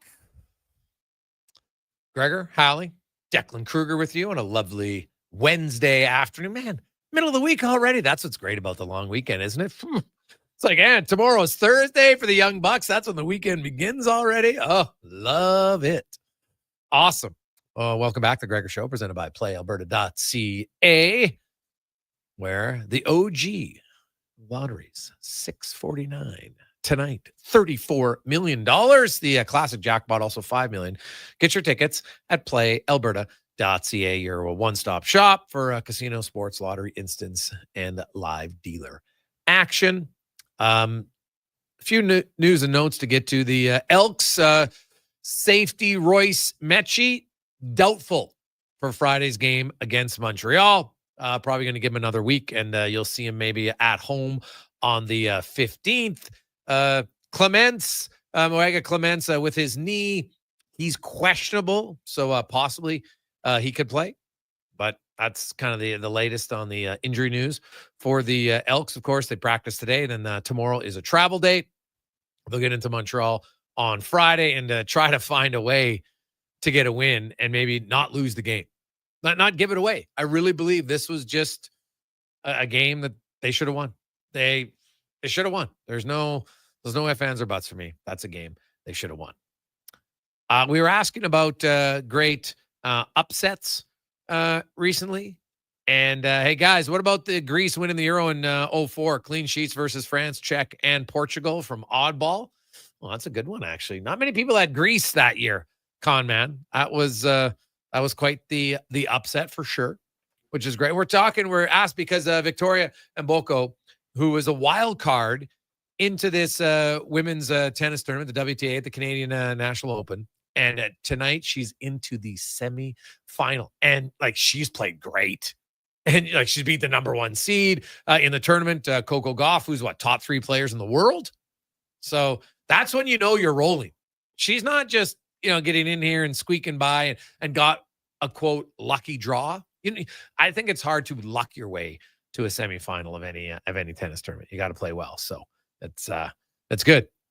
Hey, Greg's, I'm wondering, did any of you try hickory sticks on your hot dog this past weekend from Double D? I did not. I'm not going to lie. I did not try it. Now, I did actually look for them, but I only went to one store. So, and they didn't have them at the Sobeys that I was at. So where do you get hickory sticks now, Cons? Convenience stores? Is that the only place that has them? Yeah, I think convenience stores, Dollarama here in the mall, I believe, has them as well. So, you love Dollarama. Oh, man. Oh, man. You're there all the time. Duke and I like to take a walk there all the time. Get the steps in, maybe grab a snack. They've got it all there, really. Some questionable items we don't purchase, but you're not. Whoa. What's questionable? Just some of the canned goods they have. I don't want to it's not beneath me by any means. It's just, I don't know. It's a risky product. I'm a notorious picky eater, so I wouldn't buy some of the things. But yeah, they actually have bread now. So if you need bread or pitas, dollar store's got your back. Really? Yeah, but hey, when next time we didn't go today, next time we go, I'll try to grab the sticks, bag of the sticks, because you got to give it a go. All right, it's a nice texture change for your dog. Yeah. So how about this? So my son has really he's on a little bit of a cooking. We're trying to teach him how to cook. And so he's trying different things all the time, and baking and cooking. He made some double mint chocolate cookies the other day. Unreal. Loved them. And he's, now he obviously knows the staples, knows how to make his eggs. He's been making eggs since he was 7, which is great. But he's kind of starting to make some dinner, made his dinner the other day. I'm just like, I could get used to this. So today he's like, Mom, I'm going to make my own lunch. Because the Jays game was on, right? And he has hockey this afternoon, so he's resting. We wanted to watch the Jays game because rarely is there an afternoon Jays game, so he's all fired up. And so he's going to make himself a corn dog. But how he made a corn dog was he put the corn on the cob, right? Made it on the stove, boiled it, and then he cuts off the niblets and he put corn niblets on his hot dog, and he called it a corn dog. Now I haven't talked to him. I wasn't home when he made it, but my wife just sent me a picture of it. I'm like, is that corn? He goes, yeah, that's his version of a corn dog. I don't think he actually knew that corn dog is the corn dog. Because I'll be honest, I hate corn dogs. I had a bite once. I'm like, you could not pay me to eat a corn dog. I think they're gross. I don't like it. Good for people to do it. I don't like a corn dog. But his corn dog, because I love corn niblets, I'm like, that might catch on. But I got to ask him if it was good or not. But so that was his version of a corn dog this afternoon. So I'll find out after the show if it was a good or bad. Nice play on corn. Yeah, when you were talking about corn dogs, I thought he's going to do the batter and then. Oh God. Yeah, they're not for me either. No. Yeah. I'm a little more intrigued by your son's version. Yeah. Yeah. No, that seems pretty good, right? So I don't mind it at all. Hey guys, what about Dirk and the Mavs 07, their NBA Finals run? Talladega. Well, beating the Lakers, right, was definitely a surprise. And then, because I think they beat Kobe and Gasol on the way there. So, yeah, they were an underdog. But what they weren't an 8 seed, were they? I don't think so. But still, yeah, they were an underdog story. 2011, we're thinking, right? Because I celebrated that win It was over the Miami Heat. I celebrated in Vegas. 2000. Sorry. LeBron won in 07, right? That was 2011. Just on the topic of series wins and the Dallas Mavericks. By the way, I don't want to throw him under the bus. He actually wrote 2011. I read it too fast and thought it was a 7. How about the Golden State Warriors? It was I'll get Duke. They're going to confirm. Don Nelson led Warriors that beat the Mavericks. And I think that was like the loaded Mavericks too. Weren't they one of the first number 8 seeds to win? They were one of them for sure. Declan says second. He thinks they were the second. But yeah, I remember that one. That was wild. Yeah. So, because for a long time they didn't have number 8 seeds winning in the NBA ever, and it was very rare. So, hey guys, what about Kurt Warner, potato chip delivery guy to NFL QB? Now, Kurt Warner, did he deliver? I remember watching his that documentary on him. He was the grocery store. Yeah. He wasn't the potato chip, but he worked at the grocery store. Yeah. Right. And he had his older wife who was very much a believer in him. Absolutely. Yes. So played in the Arena League. Yeah. And I don't know if it was fabricated for the movie. I assume not. But the owner was like, no, I pay you per touchdown pass. What? Yeah. Like after the game, he gives him the money. He says, oh, you threw this amount and you get this amount per touchdown. So that's a pretty good incentive plan for a quarterback. Absolutely. Right? You're at the 1 yard line. We're not handing off. Screw that. Yeah, we're going to throw it. Yeah. I don't now, if it was just touchdowns, then whatever. But if it's touchdown passes, definitely in that. Although, like, that's not great. It's, it's kind of like the parents who want to give their kids $5 or $10 when they score a goal. And then they wonder why little Johnny or little Jill is never passing the puck. Right? And I'm like, hey, give him $5 for an assist. Yeah. Not just a goal. So, hey, guys, what about when Daniel Nestor was 238th seed and he upset Stefan Edberg during the 1992 Davis Cup match in Vancouver from Sonny in Vancouver? See, Sonny, I love it. Now we're going deep into the to the great underdog Cinderella story runs. Yeah, like Davis Cup match, man, Daniel Nestor was unreal for many years in those tournaments. He was fantastic. So, hey, guys, what about Simon Whitfield? Classic finish with his Canadian uniform too small. He had to unzip part of it. Is that true? Is that why it was unzipped, or did it not just? I thought it was just hot. Yeah, I thought it was just hot. But we might have to look that up, Cons. Look that up to see if Whitfield he was wearing the strutty pants of uniforms. Check that out. See if it's true or not. That would be good. Hey, Gregor, if the Oilers do bring in a third goalie, is it a replacement for one of Pickard or Skinner or a competition to push them? No, well, they're not going to carry 3 goalies. So I think if they opted to pick one up there, I think it's going to be pushing Calvin Pickard. That's my sense. And, you'll see. But that's how I view it at this stage. I don't see a big trade for a proven number 1 starter because there's not many proven number 1 starters that are available. So it's not there. I got nothing on it being too small. Yeah, okay. Yeah, because no offense to Simon Whitfield, that'd be pretty small. Yeah, pretty lean guy. Wasn't the biggest dude out there. So, hey, Greg, do you foresee the CBL surpassing the CFL in popularity? I'm enjoying our local bandits here, Dunner and North Van. No, hey, I'll say this. The Lions had 52,000 for their home opener this year. So, no. Does the CF, and I like BC is a great example. Look at that market 4 years ago. Look at where they were. And maybe even 5. When their new owner took over, he has changed the mind. He puts, hey, you want to make money, you got to spend some money. And BC is now a really solid franchise. Winnipeg, they're doing incredibly well. Right? Every league's going to have some good teams and bad teams. And some franchises that, you'd love all your franchise to be on stable ground. But not always. Like, if you didn't have the cost sharing in baseball, I'm not even sure some of those teams would exist. Right? So you have to remember that. But no, I'd be surprised to see the CBL push, because I don't know if they have to surpass it. It's a different fan base. People, you can love basketball, you can love football. There's nothing wrong with, you can have, I think there's room for both in the sporting landscape in Canada. No question in my mind.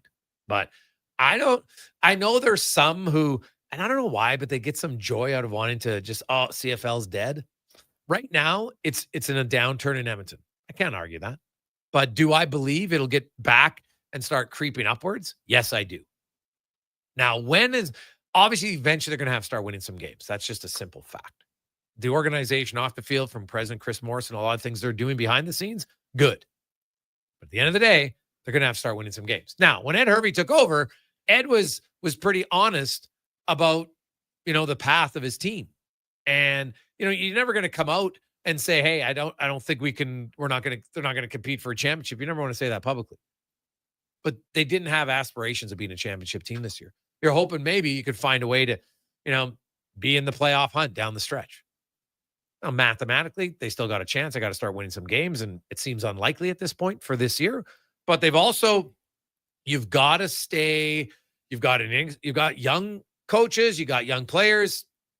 You don't want to just throw it all away. It sucks now because the fans are like, hey, because this is year one of this regime. Ownership to president, to coach, to GM, to coordinators. It's all year one.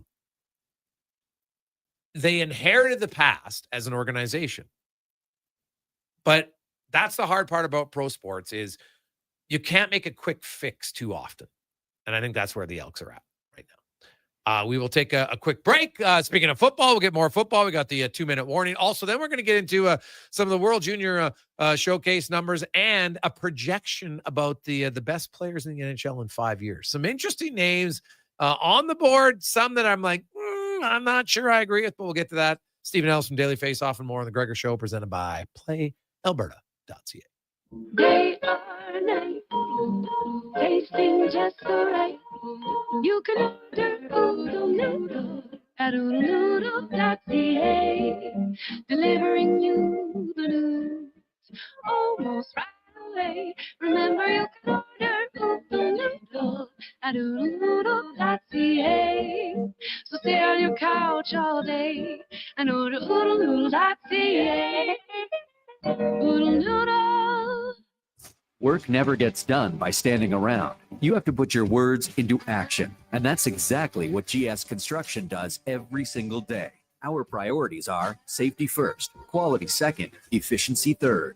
GS Construction works hard. It's true. But first comes the care, the planning, and the people. Underground infrastructure isn't just about machines and trenches and some traffic inconveniences. It's about doing things right. Find out more on what we do. Visit gsconstruction.ca.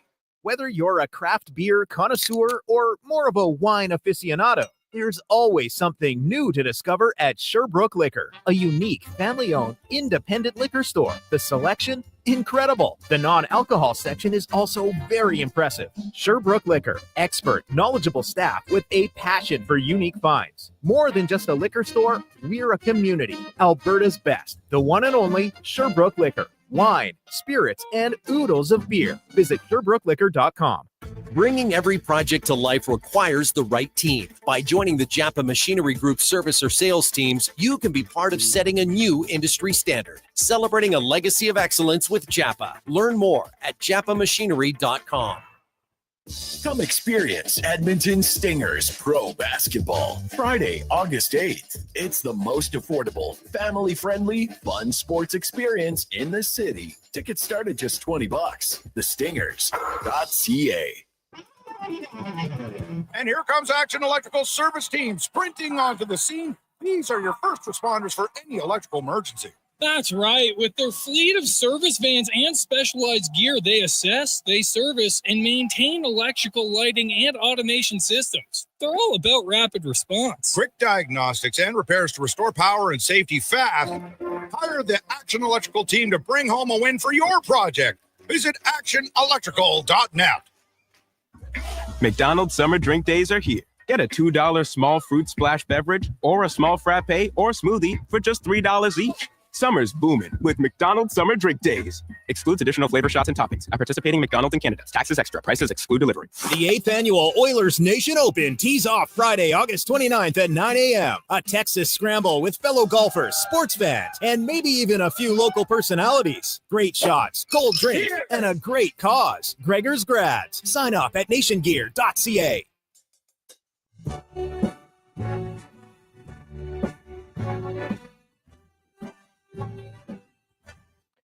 Portions of this hour brought to you by Papa John's. Use promo code Gregor and get 20% off your order all day, every day. That's promo code Gregor before entering your order at papajohns.ca. The Jason Gregor Show, the best of Edmonton sports talk and beyond. This is Sports 1440. Presented by PlayAlberta.ca, Alberta's only regulated online gambling website.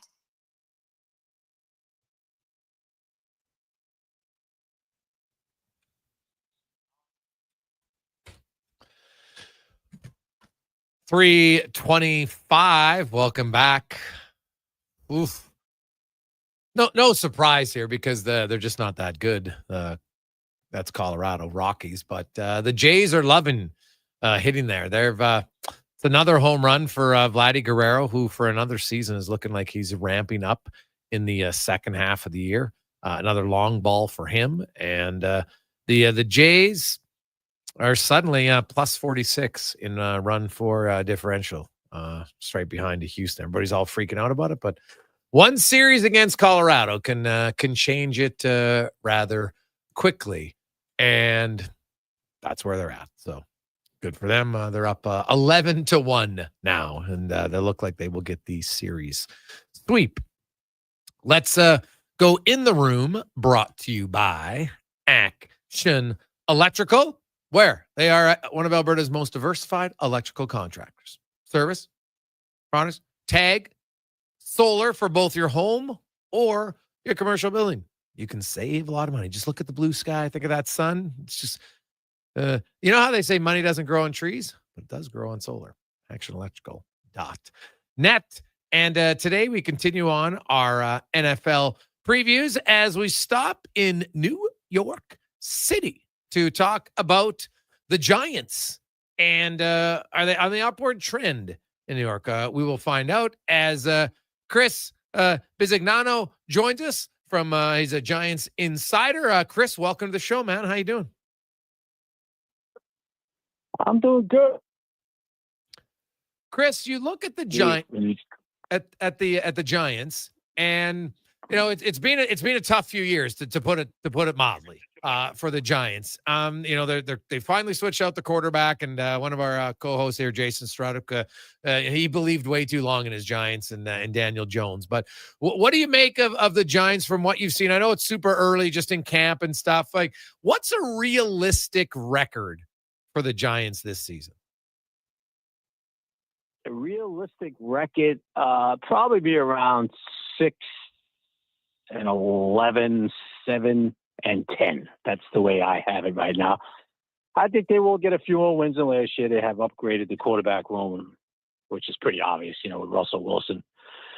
And they let Daniel go and all last year and all that. So, and look, it's a brutal schedule too. But you have to see when you play them and all that. To an NFL schedule, teams could change on a dime. But yeah, realistically, yeah, that's the way I have it right now. Okay. You mentioned the quarterback position, and obviously there's an upgrade there with Russell Wilson. Jameis Winston, not a terrible backup by any stretch. You know, you got Tyrone Tracy, who had a really good year last year. Obviously, Malik Neighbors is legit. You look at their playmakers, and they've got some. What about the tight end position? Is Theo Johnson the clear guy there? Can he be a difference maker at the tight end position? Yeah, I believe he can, and he is definitely the tight end one on this roster. Look, he was playing well last year. He was coming into his own last season before the injury. He got hurt in Dallas in the end, and he excuse me, he was out the rest of the year with the season and the injury. But he's having a nice camp. He's a big kid who can really run routes and block. Yeah, he can make a difference. He's had a nice little connection going with Russell this camp, and I look forward to what he could do because obviously you got Malik on the outside, who is a dynamic talent, and you got some backs who could do some things too. So yeah, Theo's gonna be a big part of this offense. I'm looking forward to his progress in year two. How's the O-line shaping up? Well, Andrew Thomas, who, as we all know, by far is their best offensive tackle. He hasn't played a rep yet. He's still recovering from last season's injury. So he's on schedule to be ready for the first week of the season. And that's the key, because if Andrew is not ready, or if he comes back and gets injured again, the offensive line is just not going to be good. We all saw what happened last year when Andrew went down. The offensive line went down like the Titanic right after him. So when he's back, they have a serviceable offensive line. He's the key to everything. I think they'll be all right with a healthy Andrew Thomas.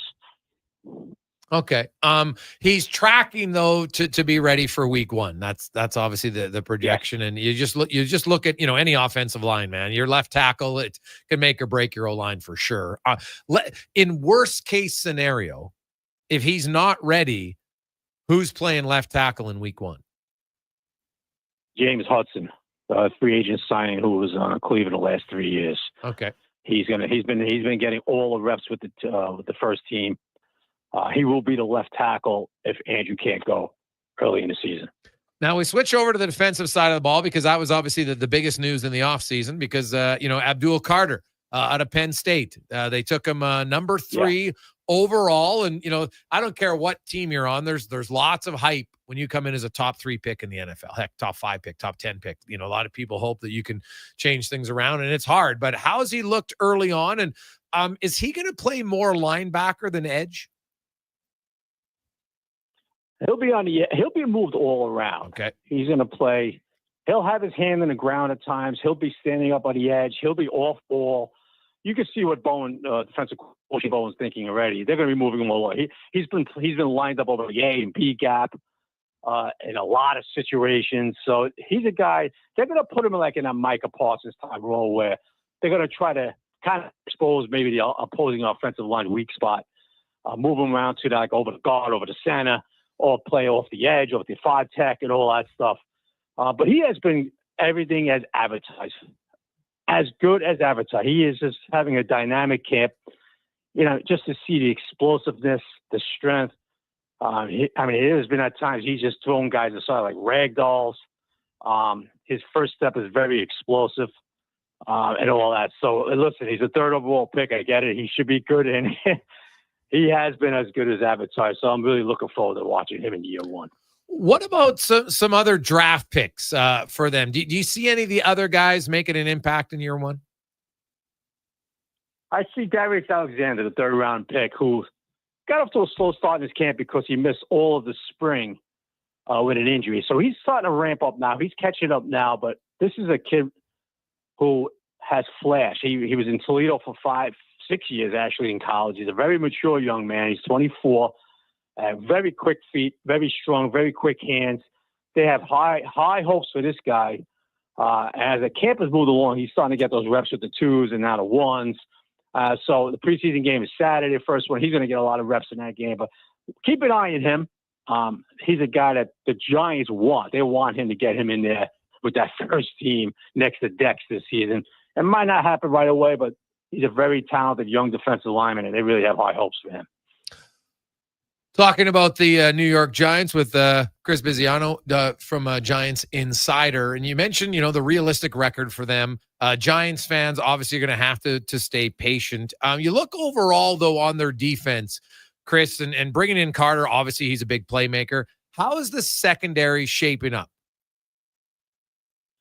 Well, it's, look, they signed Paulson Adebo and Javon Holland, the safety.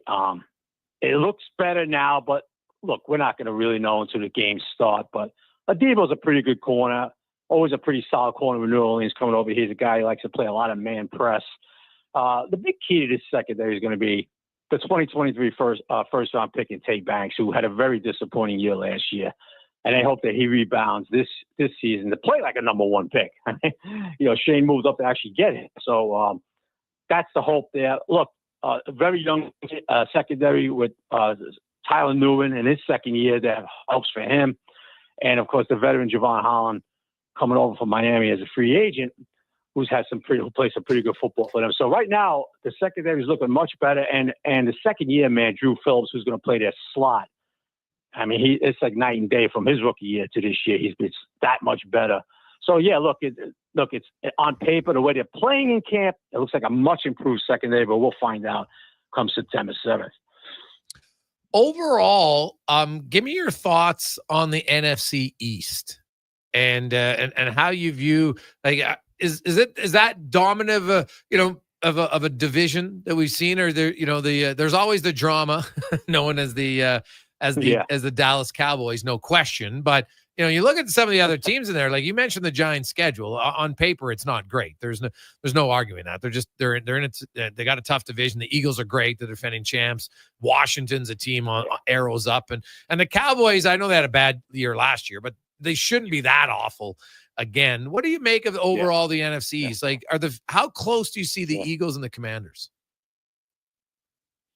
Somewhat close. The Eagles are the class of the division. There's no question about it. The Commanders are in their league. Well, look, they're going to have to get Terry McLaurin's situation straightened out. Okay, that could get messy, as we all know. Contracts could get messy. As far as the Cowboys, Washington gets Terry straightened out, they'll be a very solid football team. Are they in Eagles league? Yeah, sure, they're in the Eagles league, but the Eagles are a better football team. As far as the Cowboys, look, they're dealing with their own ugly situation with Micah Parsons, who came out last week and says, I want out of here. So they're going to have to get that, because if Mike is not in the fold, Dallas that's a huge hit. That's going to be ugly. That's going to be a very ugly mess there. If they sign Michael, which I do kind of expect it to happen, they'll have a solid football team too. George Pickens is going to be a huge ad for them. Huge ad opposite CeeDee Lamb. So they'll be real good. And then you got the Giants, kind of holding up the rear right now. But, hey, look, we'll see what happens. Look, Jaden Daniels was what? He was phenomenal in year one. Well, let's see what he is in year two. I expect him to be good, but year two, sometimes, we saw it a little bit in Houston last year, right? Kind of take a little drop in quarterback play. We'll see what happens. Eagles are the class. No question about it. Washington, if healthy, get Terry back, they're in their league, and they always play the Eagles tough too. So it could be a potential to have three real solid teams, or maybe just one, and then problems with the other three. So we'll see. I want to go back quickly to the receiving core. We know Malik Neighbors is the number one, no question. How much, the number two, number three receiver is Theo Johnson who's going to get the second most balls receiving on that Giants out of the receivers? Probably their slot guy, Wan'Dale Robinson. He had a lot of targets last season. He'll be targeted a lot this year. And then Darius Slayton, who's their number two on paper, he'll probably be third in targets. And then they're moving around with Theo Johnson, and he'll get his share. But Wan'Dale Robinson's a kid for the slot. He could do a lot of different things. And, he was heavily targeted last year after Malik. And that's what I expect to see the bulk of the targets again after Malik. Yeah. Awesome, man. We really appreciate the rundown, and enjoy preseason starting this week. All right, you too. Talk soon. You betcha. There's Chris Bizignano joining us from New York. A pretty realistic expectation for the Giants, 6 or 7 wins. Maybe they got some playmakers, though. They got some guys. Tracy Jr., I think, showed really good potential for them. Cons, what do you make of Russell Wilson in New York? Well, I'm unsure about it. I think if they don't start to win, there's going to be a lot of whispering and people talking, hey, we drafted Jackson Dart in the first round.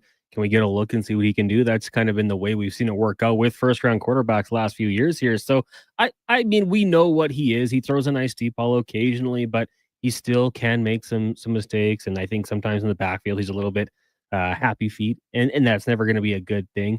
But I do like that they went and got Jameis Winston as well. So you can insulate Jackson Dart as much as you can, hold off as long as possible. I think a year of watching might be a good thing for him. And we'll see what happens with that offensive line. But I think we know what Russ is. I'm more intrigued by the other side of the football, Gregor. And you asked him about Abdul Carter, but that pass rush with Dexter Lawrence, Brian Burns, and then Kayvon Thibodeau as well. I think you can do some pretty fun stuff, especially if they can set teams up into second and third and long and force passing downs. That pass rush, throw one guy on one side, load up another side, and just send the house. I think the Giants' pass rush could be a bit of a disruptor for some teams out there. Looking at now, speaking of receivers, because it came down late last night, we didn't even talk about you show up today, you don't even have a Keenan Allen jersey on. Well, I thought for sure you'd be like, hey man, Keenan Allen's back. Wide receiver 3, I was excited about that one. I forgot. I get home and I'm busy with this little guy these days. So I didn't even go check out my closet to see which one I could potentially wear. I think I've got the old navy blue, and I'm thinking I might have to buy a new Keenan Allen jersey with the new look because he's back. But, Yeah, I really like that one for the Chargers. I mean, in kind of a mismatch situation there with the Bears last season, a rookie quarterback, a lot of options. He still finished the year 70 receptions, 700 yards, and 7 touchdowns. He's 33 years old, but speed's never been his biggest attribute. He creates space with his route running. He's got reliable hands, and Justin Herbert trusts him. I'm having great visions of the Chargers in 2nd and 3rd and short with Ladd McConkey and Keenan Allen lined up beside each other, snatching up ankles. I think that was a really good move for the Chargers, and glad to have him back where he belongs. Yeah, 3:40. We'll come back. We got Cam Tate with the 2-minute warning. Also, we got a lot of text flying in on your favorite underdog Cinderella stories. Man, it would be unreal if Mboko can continue it. She's into the semifinal. The young 18-year-old Canadian came in as a wild card in the tournament, and now she's at the into the semifinals. She's knocked off, some of the best players in the world on the way to get here. It'd be an unreal finish. The crowd's gonna be going crazy for her tonight, so that should be a fantastic atmosphere. We'll get to your favorite underdogs and more when we return to the Gregor Show, presented by PlayAlberta.ca. The sun is shining, the weather's warm, and some of Edmonton's favorite sports are back in season. If you're looking for the cherry on top of a perfect summer day, check out Play Alberta to experience casino, sports, and lottery all in one app. Download the Play Alberta app today and deposit $20 or more with promo code SUMMER to claim a $100 casino bonus. That's promo code SUMMER for a $100 casino bonus on us. Redeemable once per Play Alberta account. Remember, if you gamble, please use your game sense. Ready for a Sally hockey fans. Your partner in power just skated onto the ice. EWEL.ca, the new e-commerce website for electrical wholesalers Edmonton, is ready for the power play 24/7, 365. UL skates to where the puck will be in 5 years. Now that's forward thinking. Killer selection, slamming products from the best brands, and legendary service. Don't sit on the bench. Get your account today at EWEL.ca and win that project. Plug into your partner in power. Get an EWEL.ca account today. Reports suggest that Canadian taste buds are bored to tears. My mouth can't handle another dull drink. Summertime smoothie experts everywhere are recommending a watermelon wake-up from Booster Juice.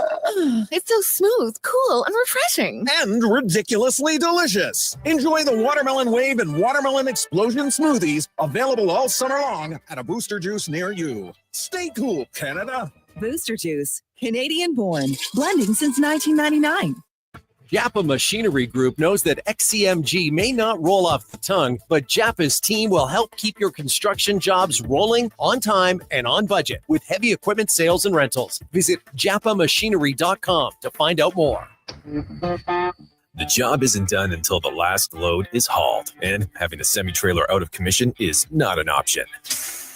Whether replacing or adding to your convoy, Edmonton Trailer has a huge inventory of new and used semi-trailers, trusted by the gravel, logging, oil field, fluids, and freight industries. Find a trailer right for you online or at one of their 3 locations. For sales, service, parts, rental, and finance, when you're in it for the long haul, Edmonton Trailer.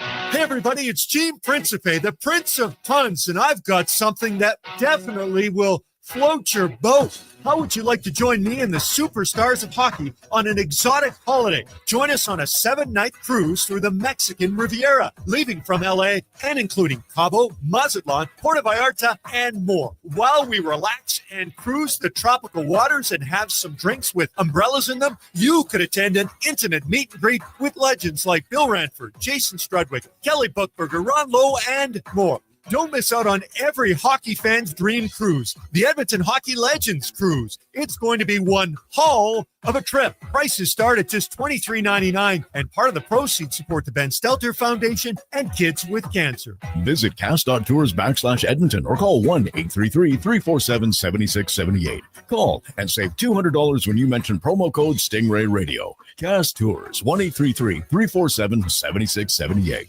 What's better than a family reunion? Getting the family discount. At Nisku Ford, you're not just a customer, you're part of the family. And we believe our family deserves the very best. That's why our legendary employee pricing is back. This August, get the Ford you want at the price you deserve with exclusive deals reserved for our closest kin. It's our way of saying, welcome home. The coffee's on. Drive into Nisku Ford or visit niskuford.ca today. Above expectations.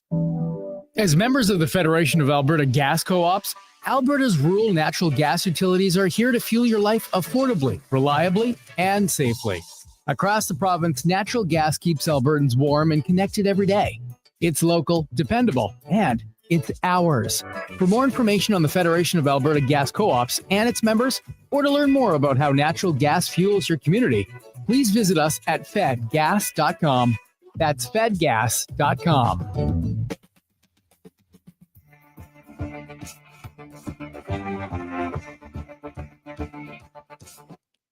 Portions of this hour brought to you by Cantork. What's the best way to beat the tariffs? Buy Canadian. Cantork's products are not only made in Canada, but right here in Edmonton. Save money, support Canada at cantork.com. Hat tricks, touchdowns, and home runs. Get it all with the Jason Gregor Show on Sports 1440. Presented by PlayAlberta.ca, Alberta's only regulated online gambling website.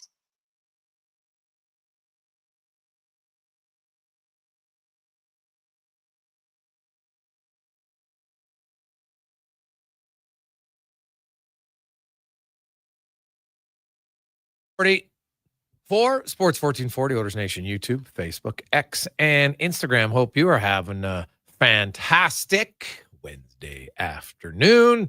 If you're a Jays fan, you are the Jays pounding the Rockies. It is now, 12-1 in the bottom of the 8th inning. So, hey, guys, one of my favorite upsets of all time, NC State, 1983. Valvano running on the floor after beating heavily favored Houston. I love it. That one comes from Sham. Guys, another one was the Miracle on Ice, 1980. Epic upset. Oh, yeah, there's lots of them. Hey, guys, what about the Oilers' 2006 run to the Stanley Cup final? 1 game away. Well, it was an unreal story. You're right. Not many people, when the playoffs started, had the Oilers going to the Stanley Cup final last year. It's very different than the last 2 seasons when the Oilers were a very good team. And, you won, came from behind, and you're down 2-0 in the second round against San Jose, win 4 in a row.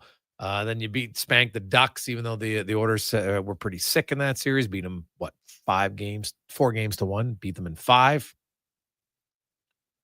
There's lots of good upsets. I love it, and I know for me, it kind of makes you want to watch the tournament a little bit closer. So that's what. And you look at, I'm trying to think of the some of the best. Remember Charles Schwartzel was at the Masters 2011, I think, Cons. That was one. I think even Jack, when he won his last one, what was he, 40-some in 86?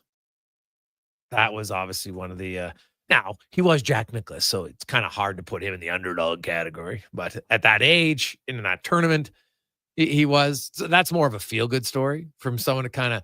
I would put the Jack one. We got that text from Phil. The Jack one, I would say, is more in the turning back the clock category. Athletes who are great, and then they kind of wind it back up, and they're great again for a short period of time.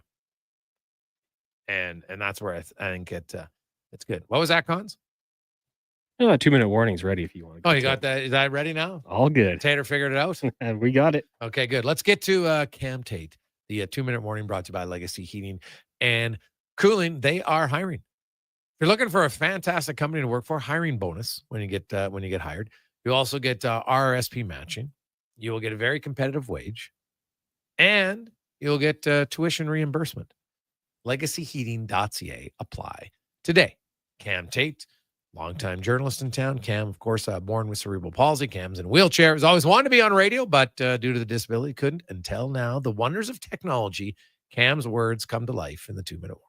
I have an idea. This time of year brings back all kinds of memories around the sport of golf. It began 1984. Edmonton Country Club, lasted 3 years. The Wayne Gretzky Golf Classic, hosted by number 99 himself, was the talk of Edmonton. Gretzky's notoriety attracted countless big names, and what happened off the golf course was, well, you decide. Gordie Howe came to the tournament in a helicopter that landed in the driving range, southeast of the clubhouse, and was driven to the 3rd hole to start the tournament. other recognizable names. Jamie Farr from the TV series, MASH actor Alan Thicke, music giant David Foster, the premier of the day, Don Getty, and former 630. Ched manager Vern Trail, who got hit in the head when he was crossing the bridge between the front and back. 9 from a wild shot from one Rod Phillips. Vern came to the tournament the next year wearing a hockey helmet. A member of the RCMP stood right beside Country Club pro Bill Penny, who started the tournament with a shotgun. The Mountie made sure it wasn't loaded when Bill shot. Such a loud and big sound which almost jettisoned Edmonton, Oilers dressing room attendants, Joe Moss into the North Saskatchewan River. And like so many things around the Oilers, good old Joe, he brought people together for a purpose. With Gretzky playing huggy body and kissy face with Joe's sister, it wasn't a surprise the proceeds of the tournaments to the Winnipeg Steward Foundation, a long-standing, very much repested organization which helps people with intellectual disabilities. Joe, of course, lived with Down syndrome. Gretzky's tournaments raised $500,000 for Winnard Stewart Foundation to build residences for their clients. Back to my idea. The country club got a major makeover. Led everything to get settled this season. How about an event like the Wayne Gretzky Golf Classic next year? Hell, I'll even be the helicopter pilot to bring Connor McDavid to the golf course. 2-minute warning, Tate, Gregor, Halley, Monday, Wednesday, Friday, Sports 1440. You know what, Cam? That brings back a great memory because I actually, as a young 14-year-old, you could apply to be a caddy in that tournament. And I got to caddy. I caddied the first day was with Charlie Huddy, and Marty McSorley was in the foursome with him. And you know what? The young 14-year-old kid, it was unreal. So those are small little things. I think would be a fantastic idea to do. I love it. Tater, I'll give you all the credit for it. I think it's great. I know, to raise money in different ways, but give people opportunities. And the other thing I would do, though, is I have the tournament. I would say, okay, here's the entry fee. And it's not going to be an absorbent amount because I can get the big sponsors to raise the extra money. However, I'm going to have, if you want to have, an auction for somebody to play with McDavid and Draisaitl and raise more money, sure. I have no problem with that. But then for the rest of it, I would have, because there's lots of people who want to golf. There's lots of people who can afford whatever it is, $250 for the charity tournament, $300, $400, whatever the number is. And then put them in and just do a draw. Right? So you have some real diehard fans who just happen to be golfers at the same time who get the opportunity to play. To me, that would be ideal. And that's what I would look at. Con, I think it was a little bit before your time. So I don't think you remember that tournament that Tater's talking about, but I think it's a fantastic idea. Yeah, I mean, it sounds like it'd be a lot of fun. Get some star power into the city, and some of the athletes have that reach, right? Hey, have that pull to bring in some guys like that. I think it'd be a fantastic idea. I might even, I guess not volunteer, but apply to caddy. Well, I think you might be a tad old. Well, I think they're probably doing it for younger kids. We'll let them right? be the judge of that. Some teenagers, yeah. So, we'll see where it goes, but I love that idea from Tater. I'd be all over it. Hopefully, he is presenting that idea right now to the Oilers. To me, it would make good sense to do. So, I like it. I like it a lot. 3:54 coming up in the final 2 hours of the show. We got lots of hockey talk. This is going to be a good little discussion debate over because it's a projection. Everybody's going to have a different opinion on a projection. Some people will want to claim like they're 100% right on it's a projection. None of us know for sure.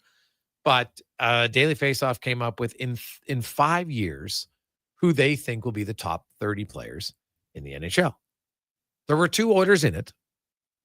We'll tell you where they had them ranked. Some who are in, and then some who are out. And even some who are in, I'm kind of like, But who would you have in? Who would you have higher? Who would you have lower? We'll get to all of that. We'll also talk about the World Junior Showcase recap. Spec will be by. Justin Rankin from the Elks is going to join us last practice day of the week for the Elks. They'll fly out to Montreal tomorrow, and then they'll take on the Alouettes on Friday. Let's get to the Con Man and a Sports 1440 update brought to you by the Red Deer Resort and Casino. The August getaway just got hotter. Flash sale final day is today. Where you can book any day for the rest of the month. You unlock 15% off plus VIP extras only at Red Deer Resort and Casino.ca. This is a Sports 1440 update. Jays bats continue to be hot. They right now lead the Rockies 16-1 in the top of the ninth.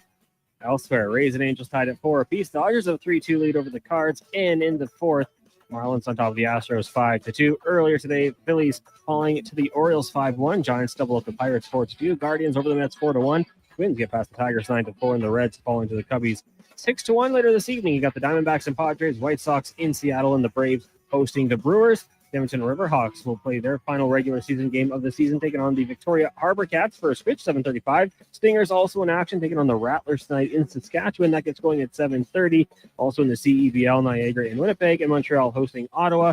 Tennis World, you got National Bank Open in Montreal, Canadian Victoria Mboko taking on world number 12, Elena Rybakina of Kazakhstan in the semifinal. That one gets going in about 5 minutes' time. And one game in the WNBA tonight, Aces in the Bay taking on the Valkyries. Tip off 8 o'clock. Coming up in hour 3 of the Jason Gregor Show, we'll be joined by Stephen Ellis of Daily Faceoff and ask 5 questions. I'm Connor Halley. This has been a Sports 1440 update. Sports 1440, Stingray Radio Station. CKJR broadcasts from West Edmonton Mall and Wetaskiwin. Download the free Stingray music app and listen wherever you go. Hey, sports fans, we've got a clear choice for you. At Crystal Glass, we provide customers with the perfect glass for any job. From home to auto and even commercial, installation or repairs, we're your team. Call 310-GLASS or visit crystalglass.ca. Crystal Glass. Silent Rides is one of Alberta's premier bus charter companies. With state-of-the-art motor coaches, we provide our customers with the safest and most reliable ground transportation. Our seatbelt-equipped buses have become the preferred carrier for many local sports teams, tours, corporate outings, and other various travel across Western Canada. For more information and to request a quote, call 1-877-748-0991 or visit silentrides.ca. Some people wake up and get dressed for work in a suit and tie or a nice dress. At GS Construction, we're less fashion forward and more putting our best foot forward. We wear hard hats and steel-toe boots, and most importantly, we wear 50 years of experience with pride. It's not glamorous, it's definitely not easy, but it matters. We do it well. So if you'd like to be part of something where your work matters, GS Construction is hiring. Just remember, when you come for an interview, ditch the tie. See more at gsconstruction.ca. Are you an elite athlete or weekend warrior and you just want to enjoy playing the sport you love with less or even no pain? Have you tried every exercise and stretch imaginable, hoping the next one might do the trick? Well, you tried analog.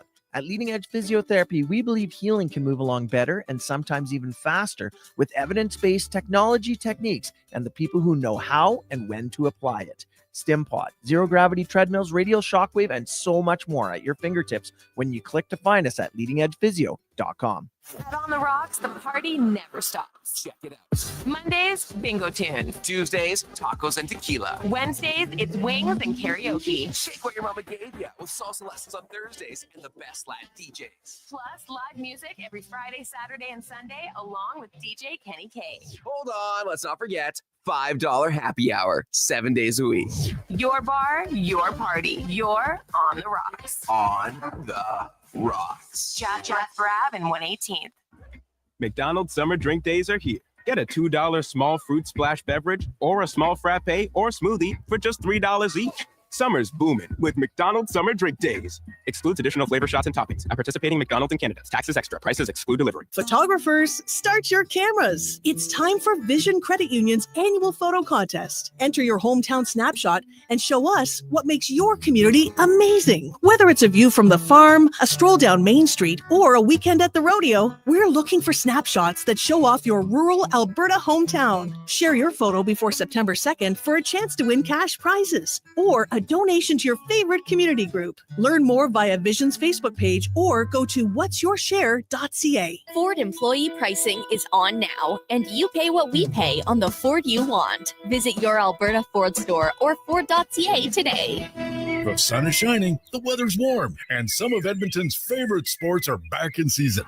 If you're looking for the cherry on top of a perfect summer day, check out Play Alberta to experience casino, sports, and lottery all in one app. Download the Play Alberta app today and deposit $20 or more with promo code SUMMER to claim a $100 casino bonus. That's promo code SUMMER for a $100 casino bonus on us. Redeemable once per Play Alberta account. Remember, if you gamble, please use your game sense.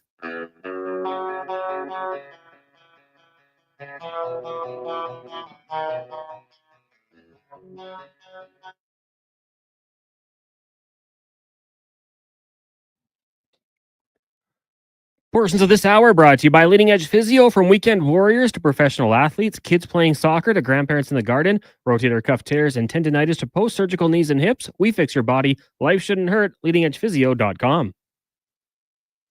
From puck drop to kickoff, it's the Jason Gregor Show on Sports 1440. Presented by PlayAlberta.ca, Alberta's only regulated online gambling website.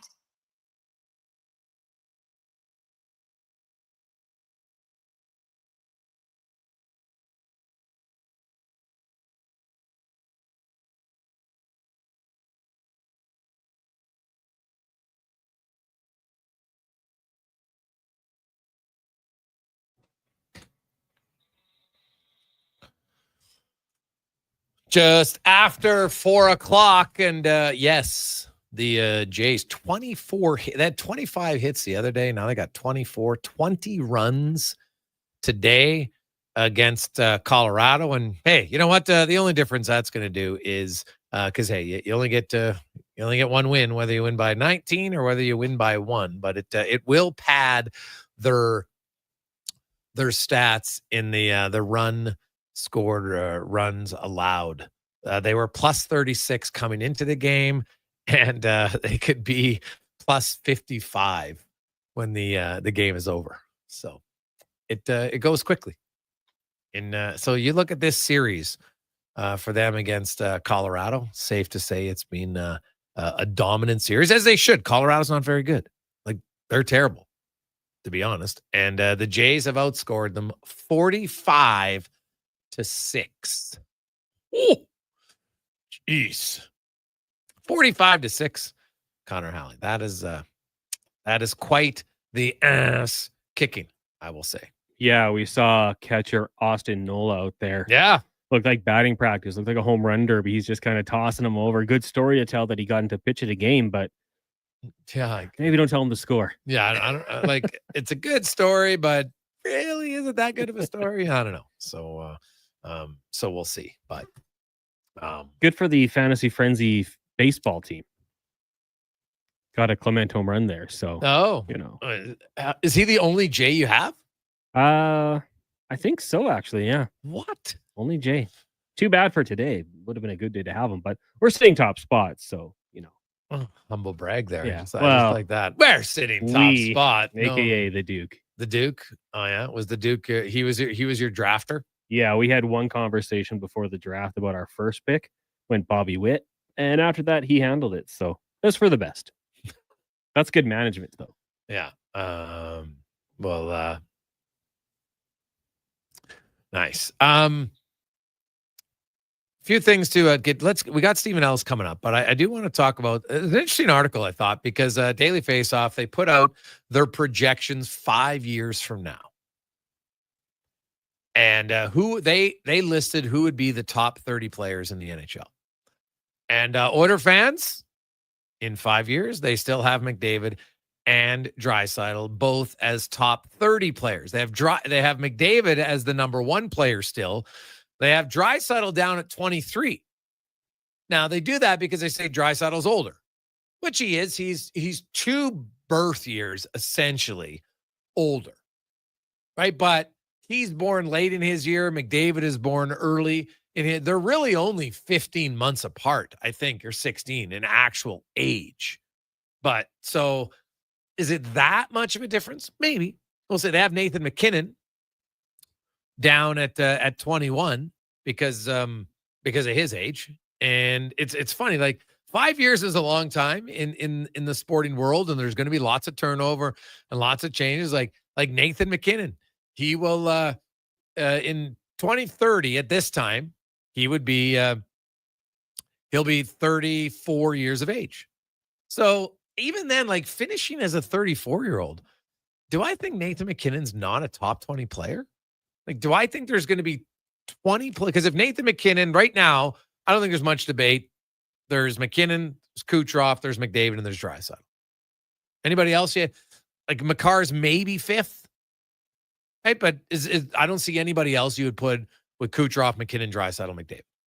Can we agree on that? I think for the most part we can agree on that, right? Then you've got guys in the top 10, Pasternak, Matthews, Quinn Hughes probably. Now, I can't put Hellebuck in my top 10 because he's not even top 100 in the playoffs. So I can't do it. I probably could put Vasilevsky there maybe, but I can't put Hellebuck. I'm not sure there's a goalie who's there. Maybe Bobrovsky, his numbers are good. He's on a really good team. So maybe him, but even that might be a stretch. So do I think McKinnon, if he's 2 or 3 right now, is he going to drop 19 points in 5 years? Like, he can skate, right? Like, and the thing about Nathan McKinnon is, like, the guy's kind of gotten better. Like, his last 3 years at age 27, 28, and 29 are his 3 best years in the NHL. 111, 140, 116 points. Like, it's been dynamic, man. So I found McKinnon and Draisaitl dropping to 21 and 23, and Kucherov not even being in the top 30. Because Kucherov's game is I think is in a weird way, he's underappreciated. Now he is older. He's 3 years older than, well, I guess 2 years older than McKinnon, because McKinnon will turn 30 before the season begins. And Kucherov is 32. So, but when you look at how other guys have aged, like Kucherov, my God, he is, for his last 7 years, man, because remember, the 1 year he missed a whole year. Granted, it was a shortened season of 56 games, but still, he has been unbelievable. 100 points, 128 points, 85 and 68, 69 and 47 games, then 113, 144, 121. Like, that's dominant player. Since like 2018, he might have the second highest points per game in the NHL. I got to double check that. So he could slack off, but I don't know. When I saw this, the one thing that came to mind, I felt a little interested was that Kucherov's second in points per game. McDavid's 1, Kucherov's 2nd, McKinnon 3rd, Draisaitl 4th since 2018. And they don't have David Pasternak, who is 6th in that time.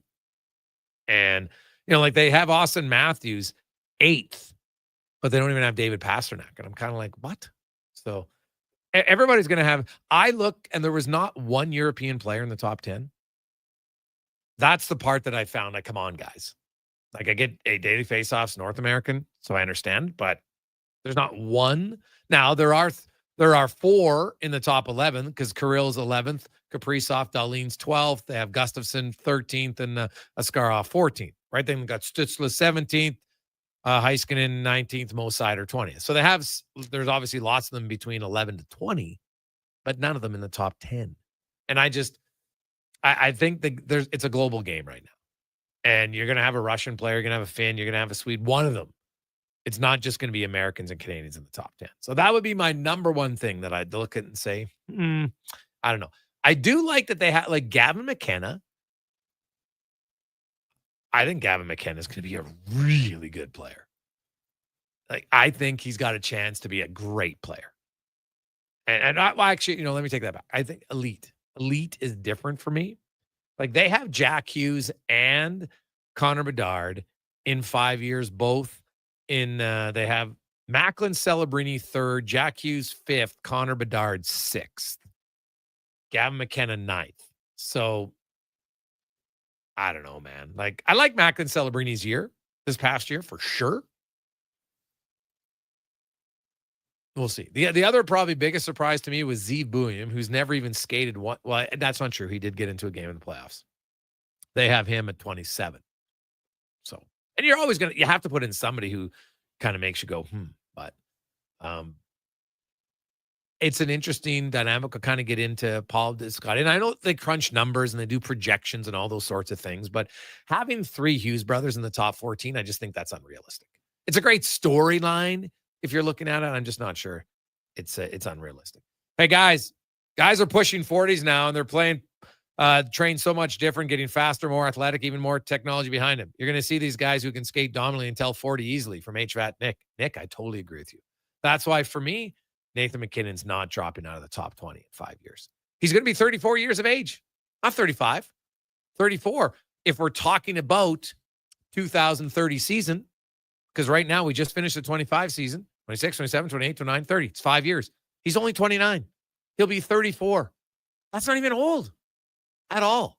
So I don't see it.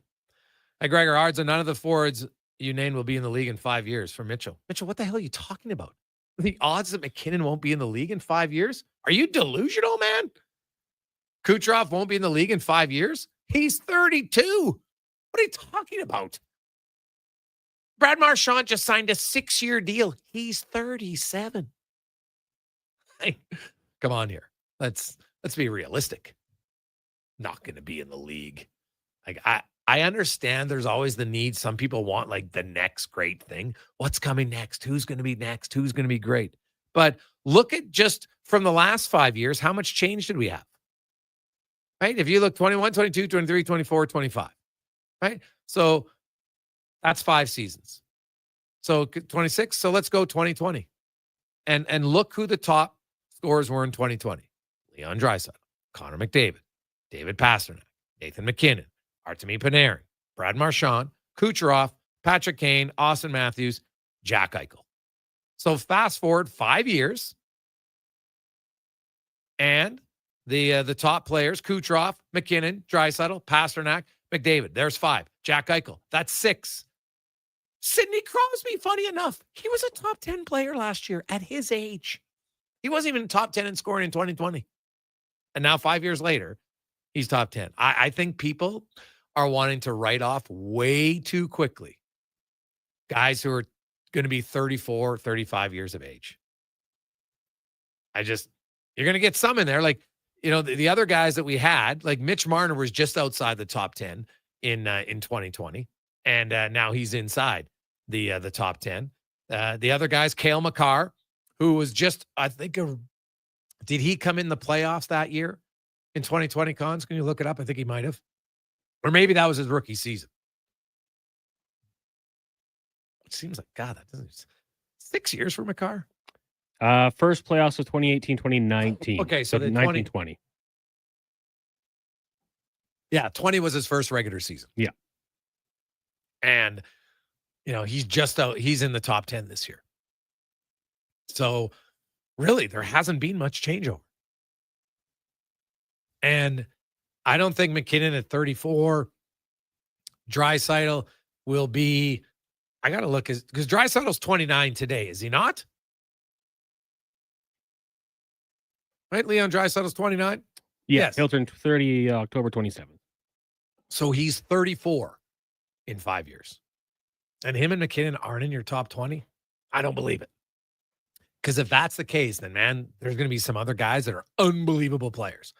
So that could be great news for the NHL. But I'm not buying it. I'm not buying it at all. So we'll talk about that. Gregor, you're bang on. Kucherov is scary good. Hey, Gregs, who would be yours? Well, I'm not counting out McKinnon and Draisaitl. There's no way I'm taking guys who are number 2 and number 3, who are only 29 years of age, and in 5 years at 34, thinking that they're not going to be able to compete. I just said, look at Sidney Crosby at his age. He's still 10th in scoring this past season. 10th. Right? And Crosby's, hey, he's a hell of a player. But so is Nathan McKinnon, and so is Leon Draisaitl. Now, they might not be in their peak as good as Crosby was, but they're not that far below him, right? And Crosby just finished his 36-year-old season. Crosby actually turned 37 yesterday. He's 37. He turns 38 tomorrow. So he just finished his 37-year-old year, and he was top 10 in scoring. So Draisaitl and McKinnon are going to be 3 years younger. I'm putting them in top 10 still. So those would be my two guys for sure that I would have that they don't have in the top 10. I'd be taking out. I don't think they're going to be better than Macklin Celebrini at that point. I don't think that Jack Hughes. Give me 5 more. I look at Jack Hughes' size and everything, and I don't see him being better than McKinnon and Draisaitl. Sorry, I don't see it. Miro Heiskanen. Is Jake Sanderson going to be better than Miro Heiskanen? Oof, I really like Heiskanen, man. A lot. I love Jake Sanderson and how he skates. Don't get me wrong, but I don't know. That's another one. Like and like I hope Gavin McKenna coming in 5 years, he would be 22. So he'd play as an 18. So he'd have 4 in it because he's not even an NHL player next season. So he'll only have 4 years to get there. And look what McDavid did early. Look what Crosby. I'm not saying that this guy's going to be McDavid, but I think he's going to be close. I think Gavin McKenna early on is going to be better than Dart. Now he has the advantage because he's 1 year older. Right? He's got a late birthday, so that'll help him. He'll be able to come in and I think have more of an impact early on just because he's a year older. That's an advantage of the late birthday. Hey, guys, it's Crosby. He's a legend. I don't think you'll have players at Crosby age doing what he's doing. Now, that's why I said at Crosby's age, Ranger Nick. You're right. But at 30, you don't think Nathan McKinnon at 34. So if I look at Crosby's 30. He just finished his 37 year. So 37, 36, 35. He had 84 points in 22 games. And 69, not 22 games, in 69 games when he was 34 in 2022. And I got to look, where was he? Because that's what I should go by. Like, look where he was even as a 20 in now he got injured that year. So that's obviously going to impact. But even with all the games he missed, Crosby, and he was a 1.22 point per game player, which would have put him, well, actually 13th. There's a lot of points in 2022 for guys, lots of goal scorers. So you're right but Nathan McKinnon, man, Leon Draisaitl, like, they're really good players. Like, how below Crosby are they? Head to head. How below is he? Like, they're different styles, of course. That'd be a great question. I'm not even sure they're a full rung. Maybe half a rung because they're pretty good. And Crosby's 37 and he just finished 10th. Draisaitl McKinnon would be 34. Hey, Greg's, I agree. There's no chance they fall off a cliff unless there's an injury. That's fair. The injury obviously is one that can do it. Hey, guys, I think Kucherov is one of the most underrated players in NHL history. Well, I don't know if I go that far. I do think he gets overrated and underlooked because his game is not really flashy. It's just incredibly efficient and incredibly methodical. Like, he doesn't wow you with high-end speed, but man, he's a really incredibly smart player, underrated passer, I think. So I don't know if he's most underrated of all time. I think he's definitely underappreciated right now. Like, you look at the career he's had in Tampa, and he doesn't get talked about enough. Not to mention one of the greatest post Stanley Cup win press conferences in recent memory. That was an absolute beauty press conference. Pretty funny. When we come back, Steve Ellis from Daily Faceoff. We'll talk about these numbers and we'll talk about McKenna, the World Junior Showcase, some prospect talk and more on the Gregor Show presented by PlayAlberta.ca. What does excellence truly mean, and how does it guide your choices? At Volvo Cars Edmonton, excellence isn't just a goal, it's their standard. They shine in every aspect, from top-tier customer satisfaction in sales and service to impressive inventory, strong customer loyalty, and prices that are tough to match. Experience the dedication to quality firsthand at Volvo Cars Edmonton. Great vehicles, better service. Only at VolvoCarsEdmonton.com. Mr. Rooter connects with Gen Z. I have 84 followers. If my niece would say, slay. No, That's a huge cringe. one. How do I get more? You're a plumber. Make a skibbity toilet joke. A skibbity what now? Or make a fashion calendar full of super hot plumbers, you know? Plumbers with drip. Young lady, I'd appreciate it if you'd stop acting so thirsty around my employees. Burn, Uncle Mr. Rooter. Slay. For a plumber who cooks, call Mr. Rooter. Come for Canada's largest trade shows, the biggest names in entertainment, exhilarating sporting events, and more. Stay for the experience at the Edmonton Expo Centre. TNA Wrestling makes its explosive debut at the Expo Center on Friday, September 26th and Saturday, September 27th for back-to-back nights. Buy your tickets online today. Learn more about what's happening at the Expo Center by visiting the calendar of events online at edmontonexpocenter.com today. Reports suggest the Canadian taste buds are bored to tears. I'll be right back after the break. Summertime smoothie experts everywhere are recommending a watermelon wake-up from Booster Juice. It feels smooth, cool, and refreshing. And ridiculously delicious. Enjoy the Watermelon Wave and Watermelon Explosion smoothies, available all summer long at a Booster Juice near you. Stay cool, Canada. Booster Juice, Canadian born, blending since 1999. I'm Colin Livingston, president of Cantork. Since 2016, we've been at the forefront of hydraulic torque wrenches in Canada. I'm delighted to share our latest venture, in-house production for quicker turnaround, superior quality, and heightened versatility. Experience excellence at Cantork.com.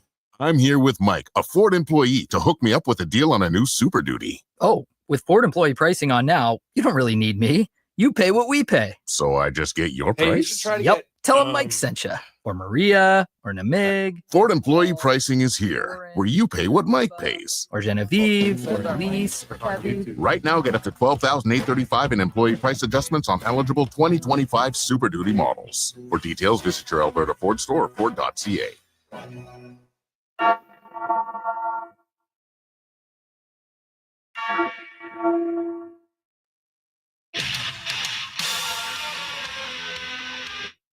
Portions of this hour brought to you by On the Rocks. Jump on OTR's party shuttle buses to Elks games, Riverhawks games, and concerts at Commonwealth. To see all upcoming bus events, visit ontherocksyeg.com. The Jason Gregor Show, the best of Edmonton sports talk and beyond. This is Sports 1440. Presented by PlayAlberta.ca, Alberta's only regulated online gambling website.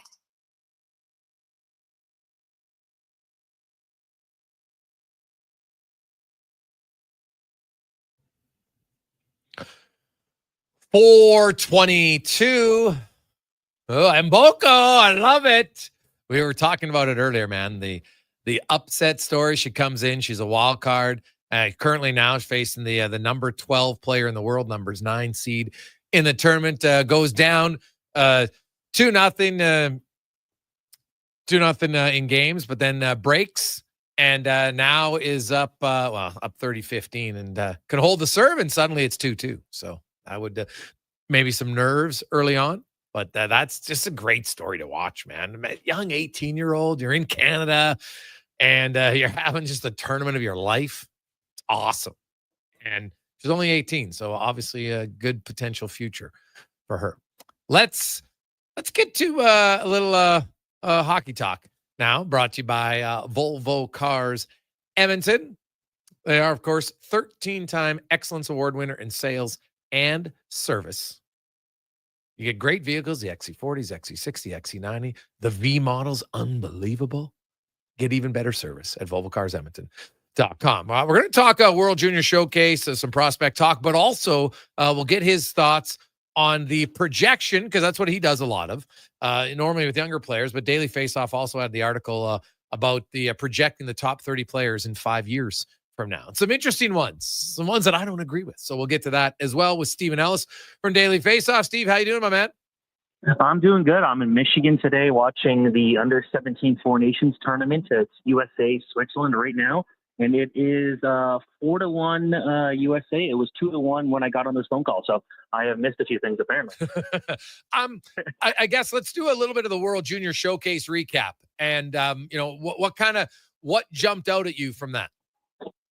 I think it's just kind of the pure skill level you're going to see, and you think about it, and I think it was Chris Peters from Flow Hockey who said the World Junior Summer Showcase is unique in the fact you get more high-end talent at that than you'll get at the actual World Juniors, because you've got, Canada bringing 40-ish players, USA bringing 35. So you get a lot more talent. And I think what we've seen here is that Canada should be able to contend for a gold. And I know I'm saying that given they got crushed by Sweden, they got crushed by Finland, but they never once put out a full lineup.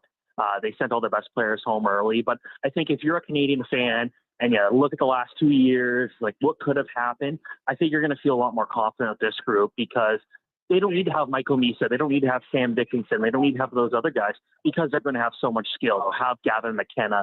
They'll probably have some other draft eligibles like Keaton Bearhoff or Landon DuPont from next year. And you look at all the already good young talent there. I thought Michael Haig was good, the Montreal Canadiens player. So it's a strong group. And I think that's promising, even though the record might not show it. But that's because no one was taking it too seriously. Well, last year, when Canada lost the World Juniors, you would argue their three best forwards were all in the NHL, and Bedard, Celebrini, and Benson. I look at this year, I'm not are we going to see any of their, McKenna's obviously there. I don't see Michael Misa going to the NHL. Do you?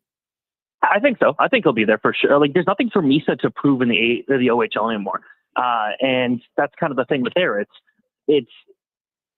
When you get a guy like that that's too good for the OHL at that point, just go to the NHL. And I think he could go out there and play with Celebrini right away. And if any player from this year's draft is NHL ready, I would look at Michael Misa being the guy who would be able to do it. Okay, you don't think that the San Jose Sharks, who seem to want to build their team around NCAA, you don't think they'd want to encourage him to go NCAA? I don't know if he needs to go to the NCAA. I think this is a guy who's NHL ready. And part of that is because he's had a whole extra year of high level development, because he had that exceptional status. I just don't know what he would gain from going to NCAA. He's already strong. He's already got that scoring. For me, it feels like he's ready to go to the NHL. Okay. Any other first rounders that you think will make it this year? And from this year's draft, Matthew Schaefer loves the question now that he's got that NHL contract. Will he go to the NHL? And I think he'll start the year with the Islanders. Whether or not he stays there is a better question. Mm-hmm. But with him, he needs to play. And yeah, you will technically get more games in the NHL, but having him go out there and just trying to play as much as he can in the OHL, an extra year for him is not going to hurt his development. No. He's not going to go backwards. It's just going out there and dominating and doing it on a daily basis. Because while he had some good moments at this summer showcase, he didn't look like a guy who could go and handle NHL competition in a couple months. So we'll have to see there. Yeah, well, and I think he also only played 17 games last year, right? That's got to factor in, I would think, for the Islanders. Yeah. He played also the couple of the international tournaments, so his number's a little higher there. But regardless, he didn't play enough for me to feel confident in him going right to the NHL. So yeah, give him some time. It's a bit of a unique situation where you've got this first overall pick not going to the NHL, but clearly has the skill to do it. If he went to the NHL, I think he'd be fine. It's just when you're the Islanders, you probably want to be bad for another couple more years, continue to build that really strong pipeline. I think you can look at this and say, yeah, we could be patient here. We don't need to rush him here right away. Yeah, the other factor is I find you can come to the NHL, you come at 18, and you're just not fully developed, and it's more the physical toll that it takes on players. And we've seen lots of 18-year-olds get hurt. Yeah, and it's a totally different situation for those guys going from playing against OHL guys that are not going to go out there and probably knock you out to having to deal with some of the tougher players in the NHL, like a Matthew Tkachuk, for example. So I think with Schaefer being able to just show, okay, I can continue to get stronger here. I know the NCAA is kind of where players go when they need to bulk up a bit. But I feel like for him, it's just going out there and still just doing what he's doing without changing too much, because he's got that NHL skill set. He's got the way he thinks the game, the way he moves the puck, the way he can go out there and beat guys with speed. If he wanted to go to the NHL, he could do it right now. But just go out there and make sure you're ready. A one extra year in junior is not going to hurt him. Stephen Ellis joins us from Daily Faceoff. Steve, we've heard stories, Gavin McKenna and other guys that have gone to NCAA. But there's been quite a few players leaving NCAA coming back to major junior as well. Yeah, and I think when you look at situations like that, you're looking for guys who just need to go out and get the right opportunities. Like, there's a reason why you're still seeing players that were taken in the top 15 of the NHL draft staying in the CHL, because in a lot of these cases, these guys just need to play key moments. And yeah, you can stack all these college teams, but then when you keep doing that, players are going to just lose ice time. And I always prioritize ice time. Yes. I think if you're someone like Jake O'Brien, go out there and play 23, 24 minutes a night with the Brantford Bulldogs and have a shot to win the championship, instead of going to college and maybe playing 17, 18 minutes a night and not being as effective. So I think that's still important. Goalies are going to be an interesting one for sure. Like, one that kind of caught my eye was Patrick Quinlan, who is one of the top goalie prospects for this year's draft, 2 years at the NTDP. But he's part of a three-headed monster, a very unusual thing for the NTDP, where they carried 3 goalies through the whole year. Yeah. So he didn't get a ton of starts.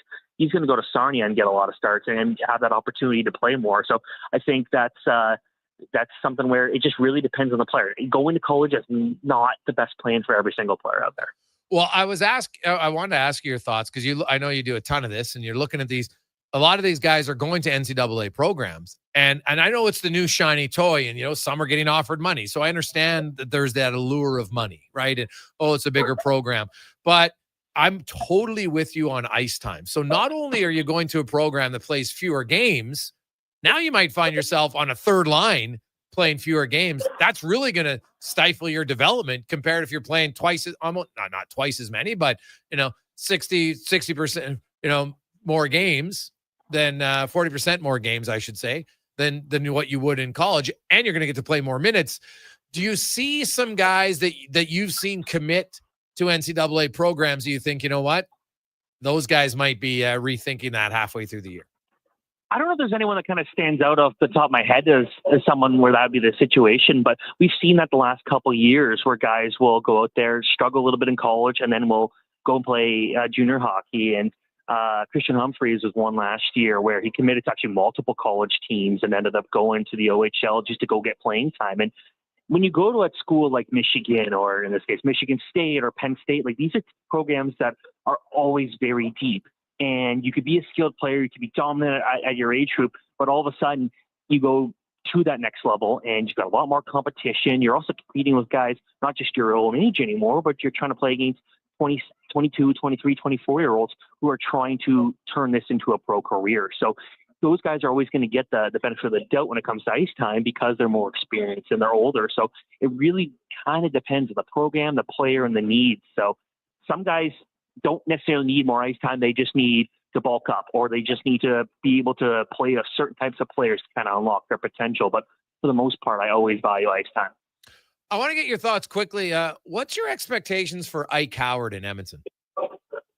Watch what he did in college last year. If you watch any clips, like, this is a guy that just the right spot, right time, all the time. And I took a ton of pictures of him in this one game. I specifically watched him play in Buffalo, and I think I got the same picture of him like 6 different times. And it was these one-timers on the right side, to the left of the goalie, and as a left shot, you were seeing him go on blocker side. And he does that a lot, and I feel like he's going to be able to score a lot of goals like that in the NHL. Is that going to be this year? I will. Anytime you see a guy go from college to the NHL, especially a guy that's played 3 years of college, I wouldn't mind a bit more time in the AHL. So it will be interesting to see how well he kind of adapts to everything in training camp there. But if he goes to the AHL, I don't think it's a failure. I know some people wonder, like, okay, it's like NHL or bust for him right now.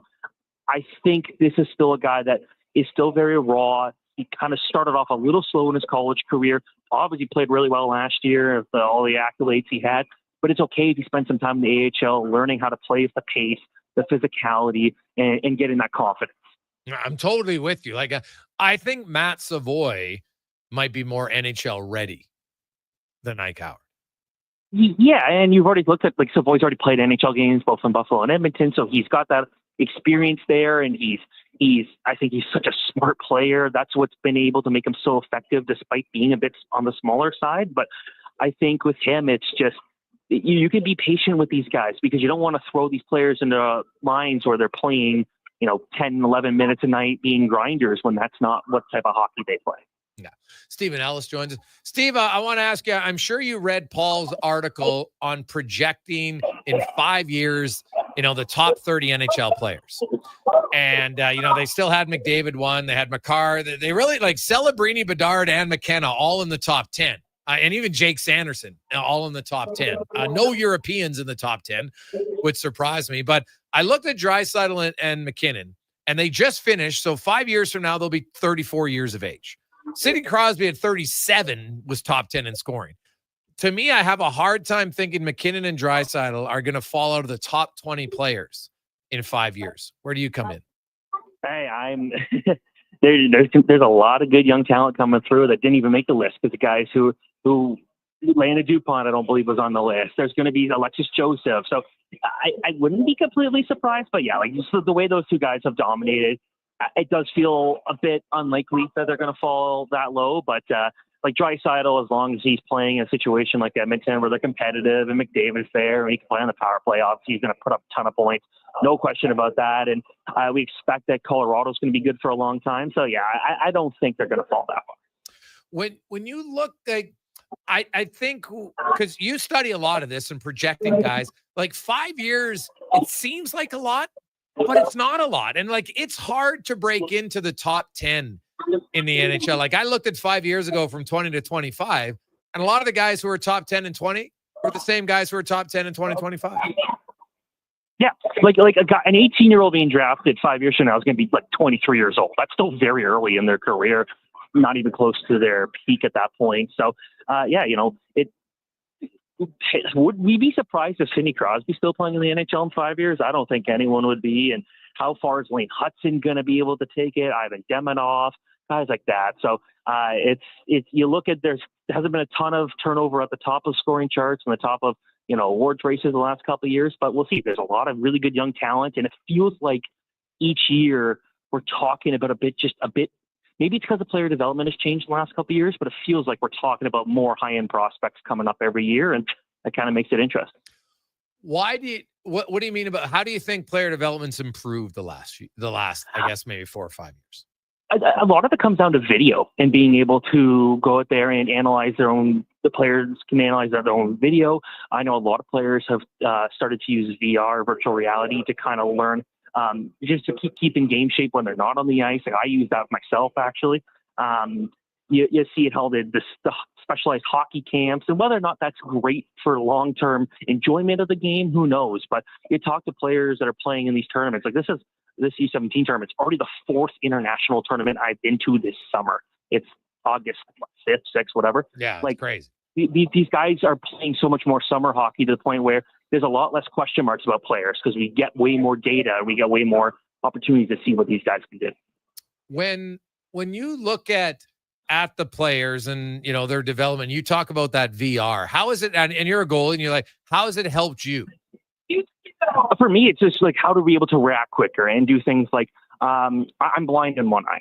So for me, it's actually trying to go out there and being able to track the ball or track the puck and just being able to go out there and make sure that I can see it as best I can and move as quick as I can. And it's obviously not the same thing, but I put the VR controllers on my glove and blocker so I can kind of get a feel. And I've talked to players that have used it at different levels, and they say it's just that being able to play at home, not having to have ice hockey equipment, not having to be somewhere where you can play in a game environment, but being able to still kind of at least simulate it a bit has been valuable for things like tracking pucks, moving quicker, play reads, things like that. So does it help goalies, do you think, more than skaters? I think the one thing for goalies, it's the one I use is trying to track pucks through traffic. And there's a couple good drills from that and some of these programs you can use. And you'll have 3 or 4 guys in front of you, and you're trying to see where the shot's coming from. If you don't know, it's always randomized. I also use them before game days just to kind of just practice just glove hands and just making sure I'm always tracking that, because that's something I feel like I've kind of struggled with. So I feel like it helps me. And I'm not a high-level goalie by any means, but I know there's some junior goalies that use it a lot. And speaking of the USA Hockey, that's something that their teams of their NTDP program has been using for the last couple of years. Really? Now, how are you like fully blind in one eye? Yeah, basically from concussions and head injuries. I basically have nothing in my right eye. I can't see. From taking now you've always been a goalie. So is this from shots to the head? It was actually from go-karting. I did competitive go-karting all through a kid, and we don't know the exact point it happened because my left eye just happens to kind of make up for it. But I've had my head smashed on steering wheels and race cars and accidents like that. Yeah. Wow. Geez, I've known you a long time. I didn't know you're blind in one eye. That's so. There you go. That is wild. So you just see shadows? No, it's I can see an outline basically. So that's kind of my left eye has to kind of make up for it all, but it does a good job of it. Oh, that is. Now, did you ever tell you have they ever said, hey, you know what? Because there's so many new advancements in concussion rehab. Have you looked into any of them? Like, do they think could they bring your sight back to your eye, or is it permanently damaged? That I haven't had a discussion, but the one that I also can't smell anything. I've never been able to smell anything in my entire life. That is a pretty rare thing to actually happen. But if I were to do anything like that, it would probably be trying to make it so I can smell things. Mostly because my wife hates how stinky my hockey equipment is, and it doesn't bother me. So I'd like to at least know what the pain she's feeling. Oh, that is one of the most rancid stenches, though. Like, I'm not gonna. You're one of the lucky humans if you can just walk around. Hey, do you smell that? No, not at all, man. My gear's great, but please tell me you at least air it out when you're done playing. Oh yeah, I do. Okay. But when I play 4 or 5 times a week, it kind of gets annoying doing that. So when she's not home and for a couple of days, I don't exactly rush to do it. Come on. Oh, that's disgusting. No, of course I clean it. I wash it down, do all that stuff. Oh God, that's too funny though.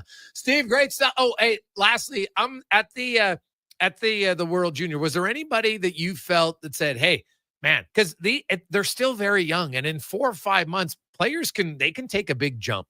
Anybody pop out at you that maybe caught your eye more than you were expecting? I'd say Victor Johansson, the Leafs prospect, was a guy that when he was drafted, he was listed like 5'6". I think he's like 6'1", 6'2" now, and he controls the play so well. Very strong, skilled. He's going to play a big part in that Swedish blue line, but also Atos Koivu. I don't know if I ever I loved watching him. I loved watching his dad, Saku, but watching his game this point 2 years ago compared to now, it's a totally different player. He dominated. There was no MVP award, but he would have been the pick I think everyone would have had. Oh, and who's he drafted by? Montreal Canadiens. Ooh, well, there you go. Awesome. Stevie, my man, great stuff as always. Have yourself a great day. Yeah, you too. Thanks so much. Well, there's Steve Ellis from Daily Faceoffs. Who knows? That's fascinating. I wonder how many other goalies are using the VR that Steve does in programs. So you work on it at home, but you don't have to get all your gear on. And I love what he said about seeing through screens. Obviously, it would probably be a challenge when you only have sight in one eye. But I'm wondering how many other people are using that. That's fantastic.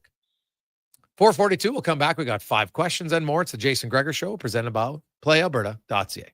New Crust Alert at Papa John's. Your favorite cheese meets your favorite pizza in the new Cheddar Crust Pizza for only $17.99. Papa John's pizza makers created the perfect addition to their crust by melting garlic and herb seasoned cheddar cheese right on top of their fresh original dough that's made with 6 simple ingredients. Try a one-topping Cheddar Crust Pizza today for only $17.99. You better hurry though, because it's only for a limited time. Better ingredients, better pizza. Papa John's, proudly locally owned and operated. Want some good news? St. Albert Dodge is holding the biggest sale of the year on their in-stock Ram 1500 Sports. Every single one on the lot is discounted by a whopping $14,000. Yeah, 14 grand. And St. Albert Dodge has the best selection in Alberta. Over 90 Ram 1500 Sports to choose from, with great packages, including the Night Edition and GT models, all $14,000 off the ticket price. Get down there and see how easy it is to do business at St. Albert Dodge. Come experience Edmonton Stingers Pro Basketball. Friday, August 8th. It's the most affordable, family-friendly, fun sports experience in the city. Tickets start at just $20. TheStingers.ca. Edmonton's biggest clearance event is at the Brick Outlet on St. Albert Trail. Stop searching and start saving. For 4 days only, Thursday through Sunday, we're clearing out our warehouse and blowing out thousands of dollars in inventory. Find furniture and mattresses below cost. Scratch and dent appliances below cost. Clearance and overstock pieces up to 80% off. Some exclusions apply. See in store for details. Find massive savings Thursday through Sunday during Edmonton's biggest clearance event. Only at the Brick Outlet on St. Albert Trail. The Brick Outlet, saving you even more. McDonald's Summer Drink Days are here. Get a $2 small fruit splash beverage or a small frappe or smoothie for just $3 each. Summer's booming with McDonald's Summer Drink Days. Excludes additional flavor shots and toppings at participating McDonald's in Canada. Taxes extra. Prices exclude delivery. Legacy Heating and Cooling is the #1 air conditioning install company for slushy lovers. Because while a slushy keeps you cool as an 80s song for a moment, AC from Legacy keeps you cold as ice all season long. A permanent full-body slushy sensation keeping you cold as ice with no payments and no interest for 1 year. Keeping you cool without the brain freeze. That's how you build a legacy. Legacy Heating and Cooling. The 8th annual Oilers Nation Open tees off Friday, August 29th at 9 a.m. A Texas scramble with fellow golfers, sports fans, and maybe even a few local personalities. Great shots, cold drinks, and a great cause. Gregor's Grads. Sign up at nationgear.ca. As members of the Federation of Alberta Gas Co-ops, Alberta's rural natural gas utilities are here to fuel your life affordably, reliably, and safely. Across the province, natural gas keeps Albertans warm and connected every day. It's local, dependable, and it's ours. For more information on the Federation of Alberta Gas Co-ops and its members, or to learn more about how natural gas fuels your community, please visit us at fedgas.com. That's fedgas.com. Need the perfect ride? The Golf Cart people have it. They offer a wide selection of new and used models from top brands like Club Car, Yamaha, and E-Z-Go. Whether it's a lifted cart for adventure or a sleek ride for the course, they'll find your match. Customize with accessories or choose a ready-to-go option. Trusted by Albertans since 1997 for quality. Visit golfcartpeople.com to find your cart and hit the road or fairway your way.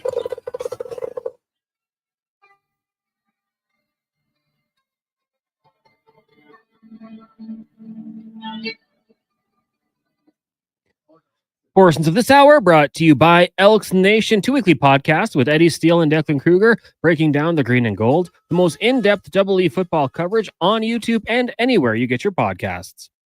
The Jason Gregor Show, the best of Edmonton sports talk and beyond. This is Sports 1440. Presented by PlayAlberta.ca, Alberta's only regulated online gambling website. 446. Jason Gregor, Connor Halley, Sports 1440, Oilers Nation, YouTube, Facebook, X, and Instagram is always brought to you by PlayAlberta.ca, where you can get in the game, use the promo code Gregor50, get your free $50 play, or use Summer100 with a $20 deposit, and you'll get a $100 play in the casino at PlayAlberta.ca. It's time for 5 questions brought to you by The Brick. You can save $200 on a 65-inch LG Smart TV for only $699 right now. Queen size beds start as low as $299, and get ready. Don't tell your kids. Get back to class with desks starting at just $99 right now at The Brick and thebrick.com. It's time for 5 questions on the Jason Gregor Show. All right, Jason, question number 1, since we discussed the Devils on the show today, where do you see them finishing in the Metro next season, and any chance of an extended playoff run? It's a good question. Like Markstrom, if he stays healthy, like that really hurt their team. There's no doubt about it. I look at their division. You know what? I could see them. I think they're going to finish third again. So I'll say they finish third. Yeah, I think I'm with you there. They were quite a ways back of the Hurricanes, who, I think got a little bit better here. And the Capitals, I'd like to see them go on another run similar to last season. So I'm going to say, like you, finishing third in the division, and I don't think we're going to see an extended playoff run from them next season. Question number 2 for you. Matthew Tkachuk named as the cover athlete for the new NHL video game. Some people dislike it. What are your thoughts on the pick? Go ahead. I like it. I honestly I know people in Edmonton don't like Matthew Tkachuk, but I'm actually a huge fan of the guy. Like he almost single-handedly brought back the Battle of Alberta, made it fun again. He's just that classic. You hate him when he's against you, but if he was on your team, you'd absolutely love him. He can score. He's going to mix it up. He's a pain in the side. He's kind of a jerk. I like it. I think it's a good selection for the video game. And also, it doesn't mean much. It's a cover of a video game. Trevor Zegras was on the cover once. Like, don't get that mad about it. Zegras was on the cover? Yeah, he and Sarah Nurse. Okay. I think, Tkachuk's on there because it's EA Sports. They're really trying to grow the game in America. And he's an American player. He's won back-to-back Stanley Cups. He was the guy who started the fights at the Four Nations. So there's lots of reasons why he's on there. I see more online. People are more annoyed that the fact that the game doesn't look any different. So yeah. I guess that's my question for video gamers. What do you expect? Like, what would be new? Because my son's kind of starting to get into it. So what would be new? Like how many years are there drastic changes? Because isn't it just you got to pay for a roster update, and that's where they kind of charge you like $75 to update the roster, and that's really the only difference? I mean, I thought the roster downloads throughout the season were free, but yeah, they changed rosters, uniforms. Yeah, so but that's the kind of it, though. Updated roster at the start of the year, right? Like during the season, I know they'll update it, but not always, because I know my son was playing at the end of the year, and there's lots of guys on Edmonton that still weren't on the team, right? Mm-hmm. So I don't know if is there a limit amount of updates? I don't know, but I don't know. You know what? If they get the game, then EA Sports is probably happy, right? And they're like, they're complaining because they don't like who's on the cover, but Oiler fans are probably like, great, he's on the cover. That means he won't win. EA jinx. Question number 3 for you. Talk Giants today. How many games do you think first-round pick Jackson Dart will start at quarterback this year? Ooh. Well, I'm not sure Russell's going to play all 17. So I'll say, but they also got Jameis Winston. So you know what? I'm going to say none. Yeah, I mean, I like that move to, if things go wrong, you don't have to go to Jackson Dart. It's not going to be like Eli Manning and Kurt Warner, where Manning got into 7 games to wrap up the season. But I'm going to say things are so bad, and he gets into at least 1 game. Last game of the season, I think he'll play, assuming the Giants don't do very well. Yeah, that's fair. Question number 4. On this day in 1960, Chubber Checker performed his hit, The Twist, on the Dick Clark Show, starting a worldwide dance craze. Is there a dance move you wish you could have busted out at the clubs back in the day or now? Oh, Chubby Checker, man. Imagine, like, it's just a different time now. But back then there was really only one area where you could kind of get noticed. Right nowadays, there's lots of opportunities. So, is there a dance move I could have busted out at the clubs? Oh, that's a good question. I would have liked to been able to break dance at like a really good break dance level. So I'm going to say break dancing for sure. Just random. Were you out when like the Macarena would come on? I despise that song. Me too. But did people go do the dance on the dance floor? Yeah, like this one where your palms are up and there. Yeah. Oh, I hate that song. They were all over it. So yeah. Hey, you know what? It was obviously catchy. People loved it, but I was not a fan of the Macarena. Yeah, for me, I always liked going out when Teach Me How to Dougie would come on, because you'd get people that trying to do the dance. Oh, yeah. But if I could do one, The Worm. If I could do The Worm, I think that's one that gets the party started every time. Yeah, The Worm's not bad. Dance circle gets going. Mm-hmm. Question number 5 for you. M. Night Shyamalan celebrating his 55th birthday today. I like that they think that he's the king of the twist, but, the movie twist, storyline, plot twist. For you, what is the best plot twist of, let's say, movie, TV history? Go ahead. I love them. I mean, Sixth Sense. How can you go away from that one? I had a friend who claimed he knew it the whole time, but I don't believe him.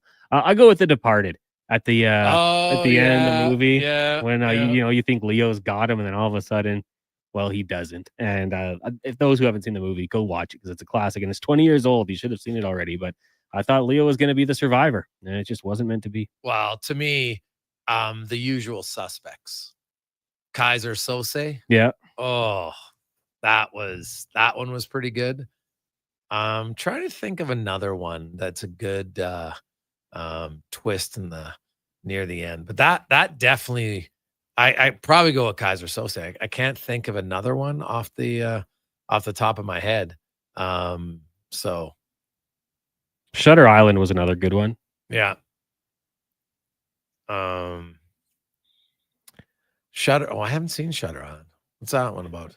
Is that with? That's another Leo. That's another Leo movie. Do you try to? Because I had a friend who I'd watch the movies with, and they'd say like they would try to figure these things out. Like, oh, what's the twist going to be? I'm going to try to figure. Like during the movie, I think I just turned my brain off and just let it go. Like I want to be blown away by this. I don't want to think about it. Yeah. Another one, you know what, was Parasite. Like that's like it's funny because it shouldn't be that hard to watch, but at times you're watching, you're just like, God, is our human race really decaying like this? And in some cases, you think, yeah, it probably is. So I will go with that one. Like, was Shawshank that much of a plot twist? I don't think so. Right? I would say, what is the twist? Because their goal, well, yeah. No, I don't think. I think the twist was maybe how he laundered all the money. Right, that was maybe the twist, right? That he got out of jail, and then not because him breaking out of jail was not a surprise. Yeah, but I think it's what happened afterwards that how he was able to get the warden. Great movie. Oh, it's a great movie, but I don't know. What about The Sixth Sense? Oh, that was like the original one for me. Yeah. Blew my mind. I feel like that was the first ever plot twist I ever saw. Yeah. He was dead. I just remembered. I say dead. I just remember, like, Usual Suspects, to me, that was the one. I'm just like, man, it was. And if you haven't seen the movie now, I'm sorry. Don't text in. Oh, Gregor, you just ruined it. Well, if you haven't seen it now, it's too bad. If you haven't seen it, turn your radio down for a second. But when he's walking down the street cons and goes from limping to not limping, yeah, that's when you're like, God, that was genius. That was genius. So, yeah, if you haven't seen it, I mean, what, 30 years old now? Yeah. Go see it. Hey, guys, what about Fight Club? Oh, that's another one. You know what? That's a good one, Damage Bob. I like it. Yeah. You didn't, you're kind of trying to figure it out, and then you realize, oh, it's the same guy. It's just multiple personalities. So, yeah, those are some good movies, actually. Like a good plot twist like that every now and then where you're not expecting it and boom, comes out. Planet of the Apes is another good one. No. Hey, boys, you're not supposed to talk about Fight Club.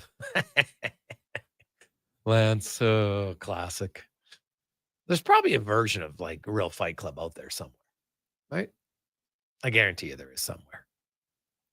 I had a group of friends that did that. They would just meet in the there's a place where you go tobogganing in Park West, and they would fist fight each other. They would in like junior high. They'd go down there and they just fight. Come on, how many people? Probably double digits. So it was 1-on-1 every time. Yeah, and they would just go down and fight. And I'm pretty sure they got caught because the teachers were like, these kids keep coming in like all black-eyed and things like that. So they started calling the parents. But so they did it at school. Not at school, but after school. But the teachers, teachers are watching. Oh, well, yeah. So I would think so. But people talked about that Fight Club. They got caught. But it was a hidden spot. You couldn't see it from the road. And so did they fight like with honor where once the guy was down, you didn't like jump on him? I think so, because I think they did the circle around it. So once it was over, pull them apart. Wow. And then you got to kind of pick who you wanted to fight? Well, yeah, they'd have to be challenging each other, I suppose. Clearly, I was not getting involved in this. No, you didn't get invited to it? Well, I went to Parkview, and I believe these were St. Rose kids. Oh, I knew one of them. Was St. Rose a tougher school? It sounds like it might have been a little bit tougher school. Catholic school. So maybe. I don't know. I don't know if the Catholic schools are not automatically tougher. I was public, so you'd think we might have been tougher, but no, not at Parkview. We were soft. Oh, so that came out. Did they do it because of Fight Club? Or did it start like before or after? Fight Club was 99. Timeline might have worked out actually. Yeah. Who knows? Maybe it's it'd be weird to just somebody say, "Hey, do you want to just go have organized fights?" Some people like it. Like some people do like to fight. They just want to challenge themselves to it, right? So I guess if it's a controlled environment and, when the guy's down, he's down, pound on him. Yeah. I guess so. There is something about learning if you can take a punch and just how it feels. Because anybody who's ever been punched in the face, it's not a great feeling for the most part. Right? Sometimes when your adrenaline's really flowing, it doesn't hurt that much. I guess it depends who's punching you. But yeah, I probably would have avoided that. Was that elementary or junior high? Must have been junior high. Junior high, yeah. Yeah, junior. I had a friend who did mixed martial arts, and I asked him if he could put me in a chokehold. Not a punch in the face, but I have never been more scared in my life. Like I saw the light. So I would not put myself in any situation to take a punch. Yeah. Hey guys, Green Mile, when he tells his age. Oh yeah, that's a good one, actually. Very good one. 5 o'clock when we return. Mark Spector. We also got Justin Rankin will be joining us. And oh my goodness, Connor Halley.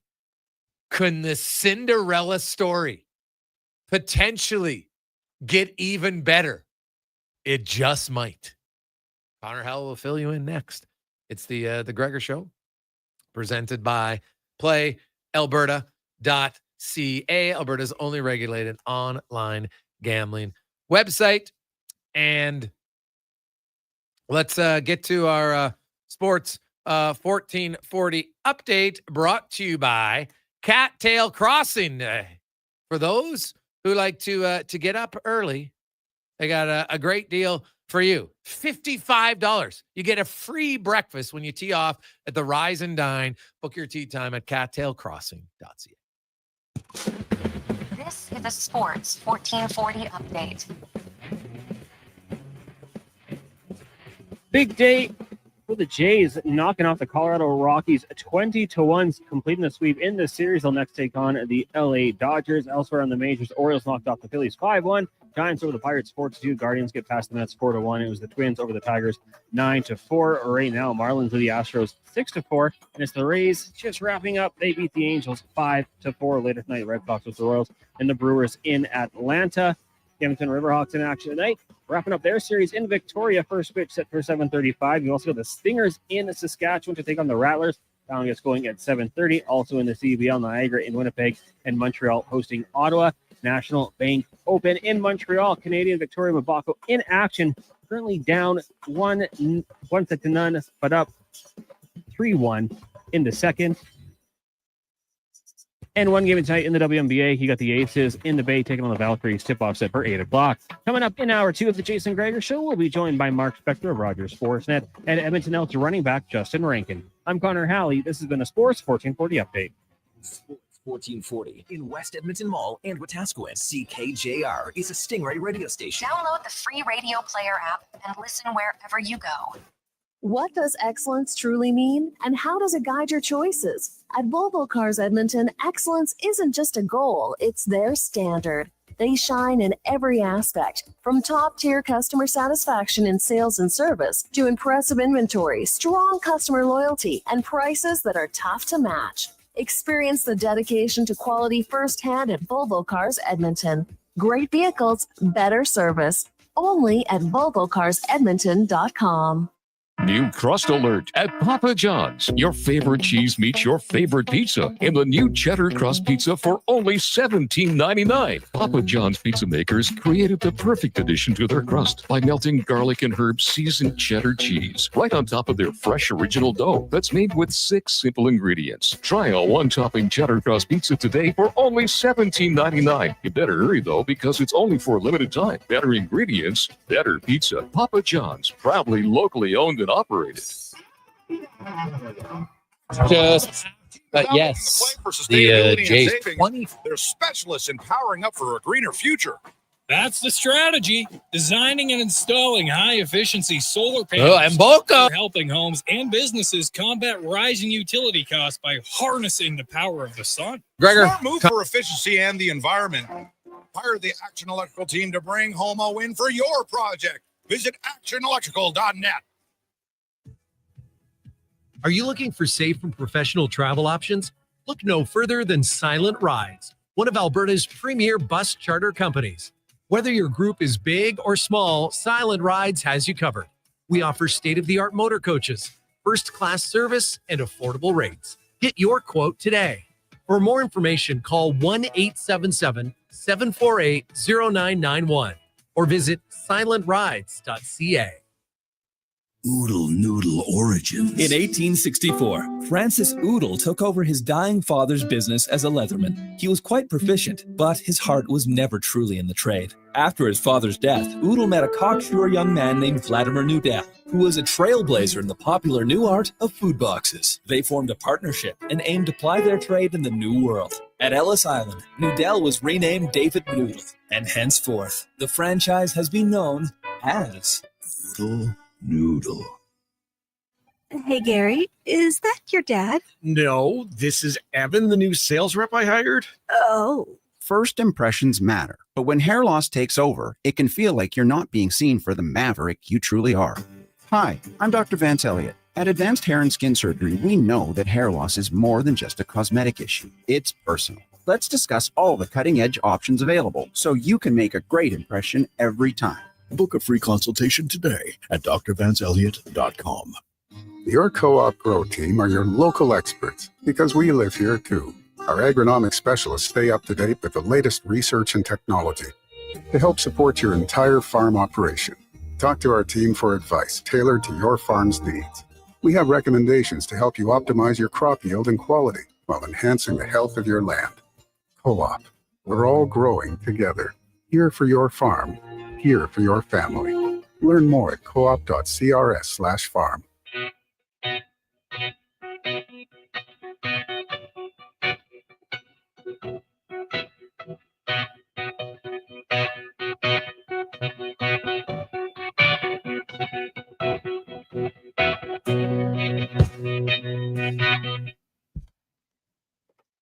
Portions of this hour brought to you by Japa Machinery. Did you know that Japa offers in-house and on-site service? Rain or shine, Japa Service Department is here for you. Get a quote now at japamachinery.com. The Jason Gregor Show, the best of Edmonton sports talk and beyond. This is Sports 1440. Presented by PlayAlberta.ca, Alberta's only regulated online gambling website.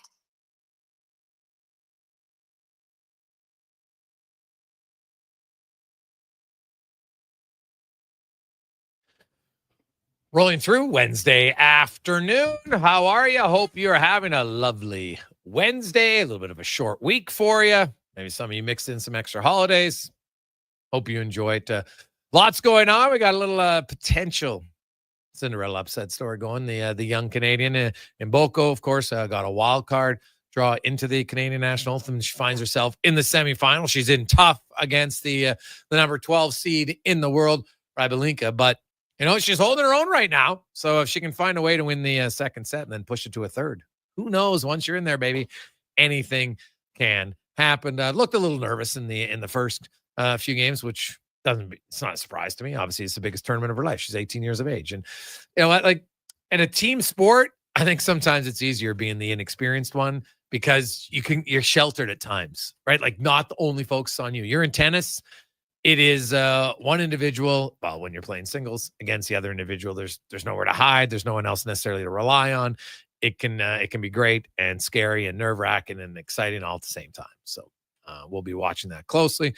Also, earlier today, the Jays. Oh my goodness, the Rockies are brutal. The Jays beat them 3 straight, outscored them 45-6. So the average score was 15-2. They won 20-1 today. And what I found interesting was, you know what? The Rockies are down to their position. They got a catcher, Nola, in, and the Jays are just swinging for the fences. Like there's no, it's professional sports. And I'm like, hey man, I got a chance here to get some, an extra good stat here. I'm swinging. So I actually don't have much of an issue with it at all. It is the Gregor Show presented by PlayAlberta.ca. So if you took the over for the Jays, you'd be pretty happy today. Tell you that. Let's get to the spec report brought to you by GS Construction, your underground infrastructure specialists. Whether you are looking just for running water in your home or want that free way to get to work, they do all the underground stuff. GS Construction is Mark Spector from Rogers Sportsnet. Joins us this afternoon. Spec, how you doing? Good. I was watching that catcher pitch to the Blue Jays. Didn't he get 8 runs in that last inning? Yeah. It was kind of. I thought I'd seen that form somewhere before, and then I was like, "Oh, is that a young Mark Spector?" Oh my God! Like at first, I thought he was throwing knuckleballs because that's often what they just pull some guy off the bench who could throw a knuckleball. But every pitch was fine. It was on the same path. They're 50 mile an hour pitches. It was just BP. Like the Blue Jays were just everything went to the wall. Like everything was a moonshot. If you're going to throw a position guy in, find a guy that can freaking throw 75 at least. Come on. Kind of embarrassing. I thought it was embarrassing. I thought it was just BP. It looked like the home run competition at the All-Star game. Yeah, a little bit. Yeah. And a few of the Jays took advantage of it. There's no question about it. But man, the Rockies are brutal right now. Like they got a few good players, but like Spec, you played ball, so I don't know if when you play when it was getting like there's no mercy rule. So if it's kind of a mercy rule, is it just understood? Hey, when your team's in that situation, you can swing away. So we're in that situation, we can swing away, and no one gets upset. Yeah, like listen, guys. Like in the end, if you're working on a contract, no one says, yeah, well that 30th home run. I mean, home run number 16 of your 30 came off of that NOLA in Colorado that day. Listen, if they're going to put a guy up there that's going to feed you BP fastballs, you get to hit one out of the park. I have no problem. It's not like hockey, right? Where you play, you put the worst, the fourth line out for a power play. Baseball is not the same deal. It's not, baseball doesn't have that, so to speak. I would say to you that any guy that only played at any level that I played at, we always had a mercy rule for things like that. And in fact, I heard the commentator, it wasn't Dan Schulman, I don't know who it was calling the game, but he even said, maybe one inning, a mercy rule in the 9th when you're up by 10, that's not a bad idea. Maybe we should be talking about that. Yeah, maybe. It'd be used rare, but I don't know. There's kind of something unique about it. As you mentioned, hey, the guy's just throwing nothing up there. But to me, it was like even Declan's like, why is he throwing like that? I'm like, it's a position player. Oh, and so then you just kind of watch it, and you don't. Even position players can throw a ball like harder than that. Yeah, I just felt like we've all seen a lot of position players come in and mop up games, and usually they have some pitch they've been working on they've had since they were a kid, and it's a little bit tricky. Yeah. And, maybe they got something. This guy just threw the exact same pitch every single time. It was just a tee-up time for the Blue Jays. I don't know. Anyway, whatever. We wasted enough time on this guy, but I doubt he gets the next assignment. He might be getting, you know what? You're good. You're good. We're going to try somebody else next time. We're going to try someone else. Yeah. And that would make sense. For sure. Have you followed Mboko at all? Her little Cinderella run in this the Canadian Open. Just in print and online. I have not watched any of it. So let's see what happens. How far along is she? What's she in today? Well, she's down. She lost the first. She's down 1-0 in the set, but they're tied 3-3, I think, in the second set.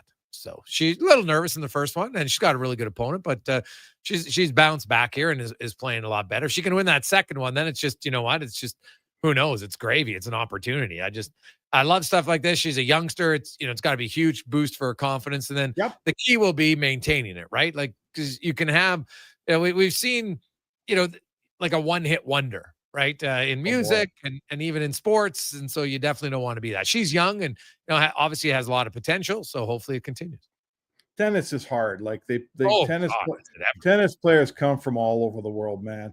And it's a hard sport to get a footing in.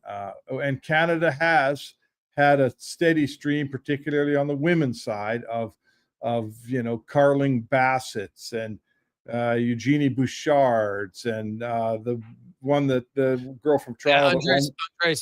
Bianca.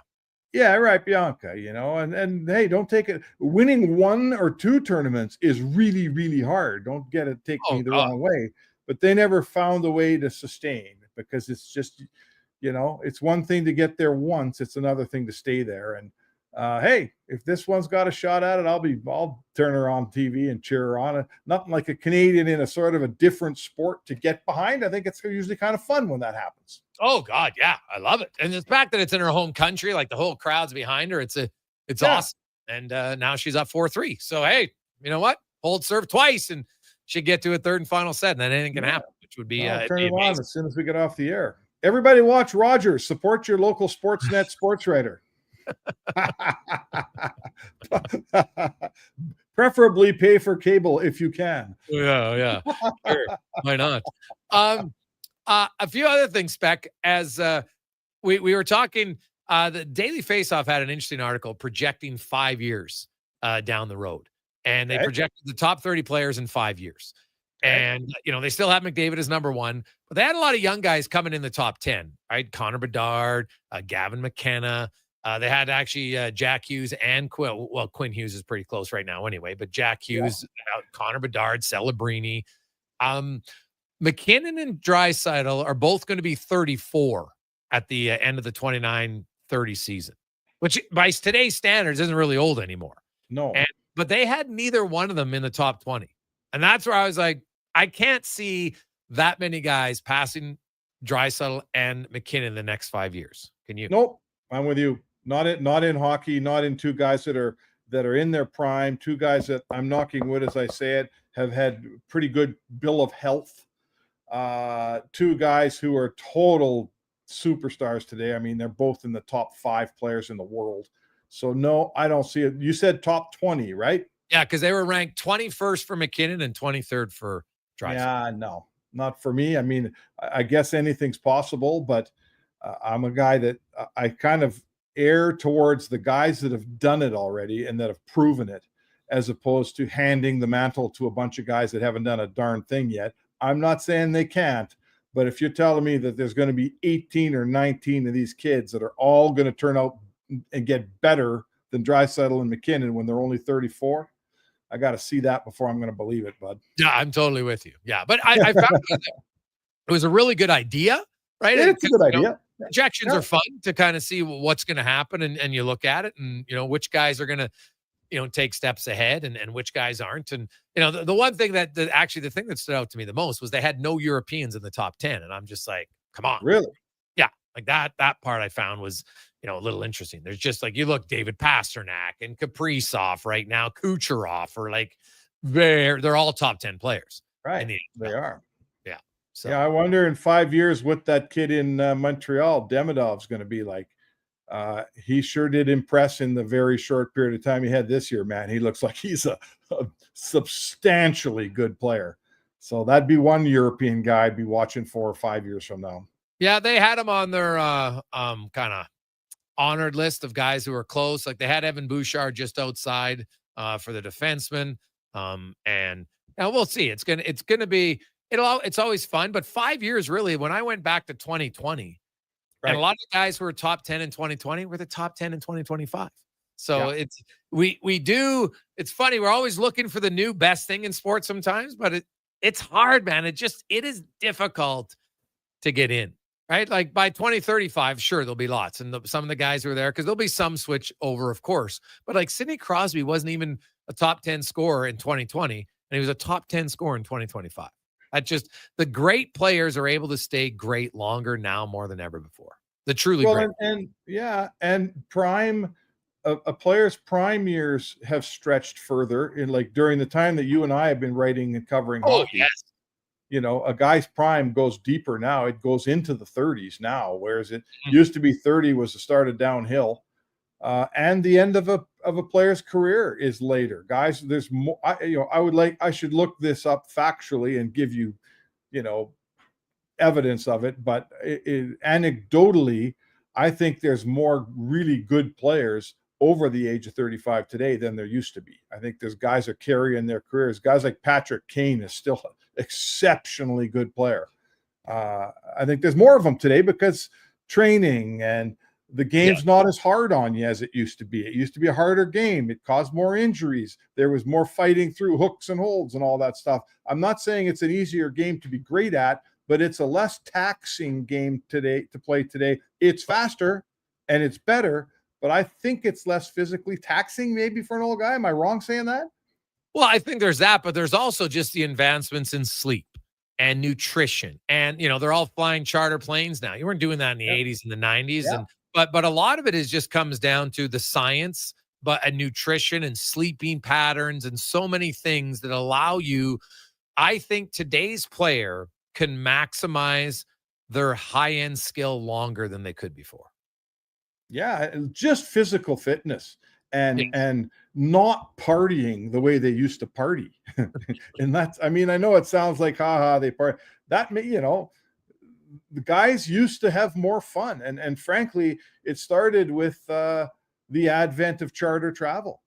You used to get a bunch of NHL players after a game. They didn't have to get on a plane until the next morning at 10 in the morning. What are they going to do after a game? They're going out, man.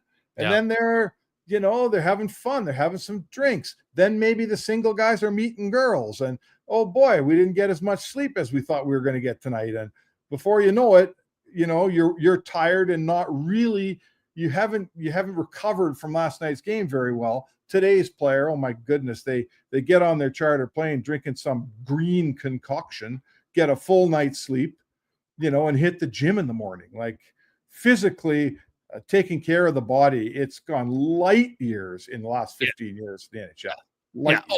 Yeah. Well, the education for today's NHLer is just higher, right? They've been instructed on how they can, maintain their stay in shape, and even not even just drinking spec. Just look at the food intake and what they eat now compared to what they used to have pizza in the room. And I love pizza, don't get me wrong. Well, they still do sometimes, which always amazes me. They still do sometimes, Jay. But pizza and anything in moderation is okay for you, right? But they're not doing it all the time. No, they still do. And you know how I know that? Because sometimes when I'm coming back from doing my hit, there's still pizza in the room and everyone's gone, and I steal a piece. So I can attest. I can attest that when the Oilers are on the road, they do have pizza. Yeah.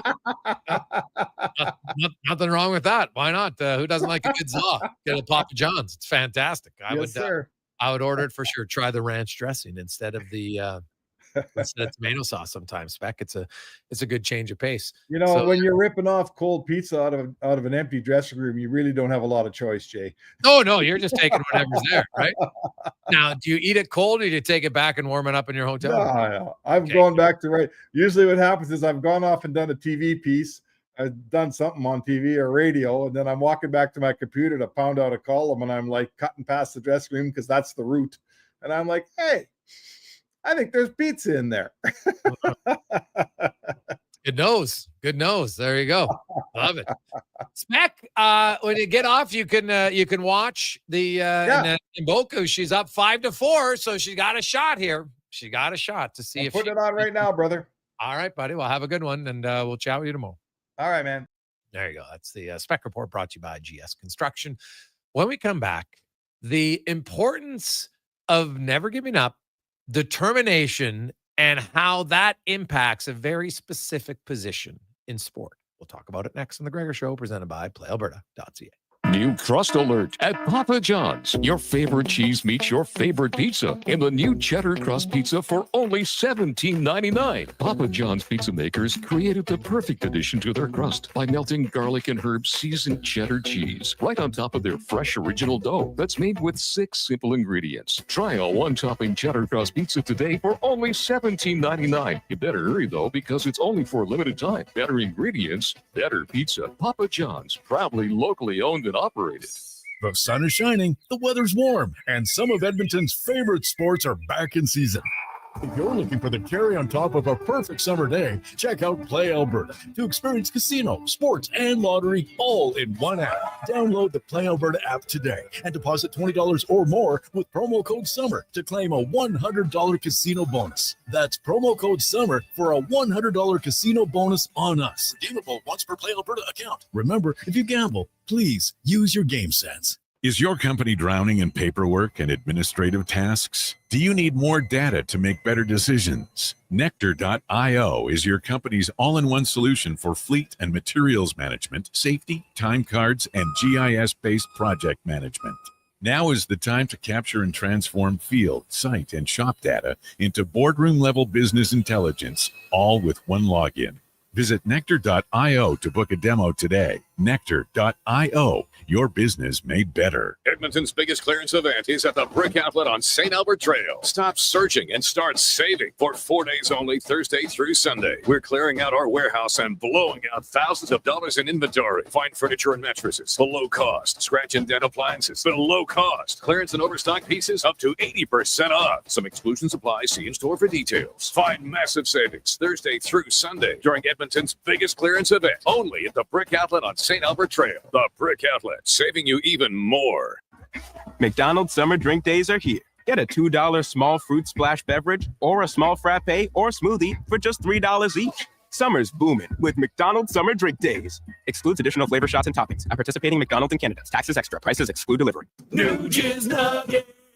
This is New Jizz Nuggets, brought to you by Legacy Heating and Cooling. What nugget of cooling advice does Nuge have today? An air conditioner works by blowing air across the cold evaporator coil where the heat is absorbed into the refrigerant. I actually don't know what that means. Kind of like Zach Hyman with goaltender interference.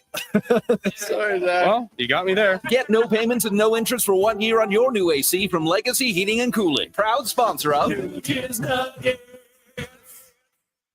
McDonald's summer drink days are here. Get a $2 small fruit splash beverage or a small frappe or smoothie for just $3 each. Summer's booming with McDonald's summer drink days. Excludes additional flavor shots and toppings. At participating McDonald's in Canada. Taxes extra. Prices exclude delivery.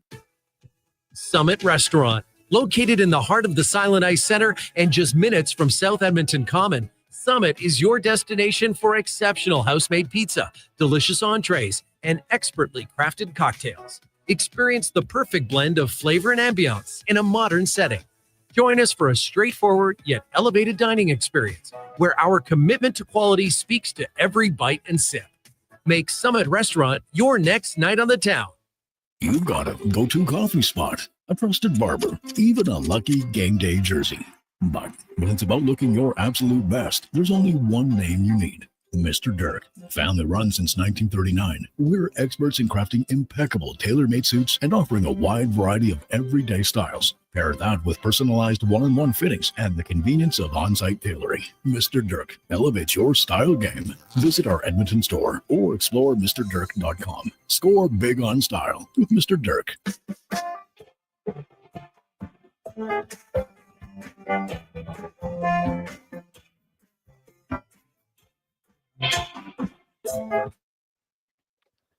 Portions of this hour brought to you by Cantor. What's the best way to beat the tariffs? Buy Canadian. Cantor's products are not only made in Canada, but right here in Edmonton. Save money, support Canada at cantor.com.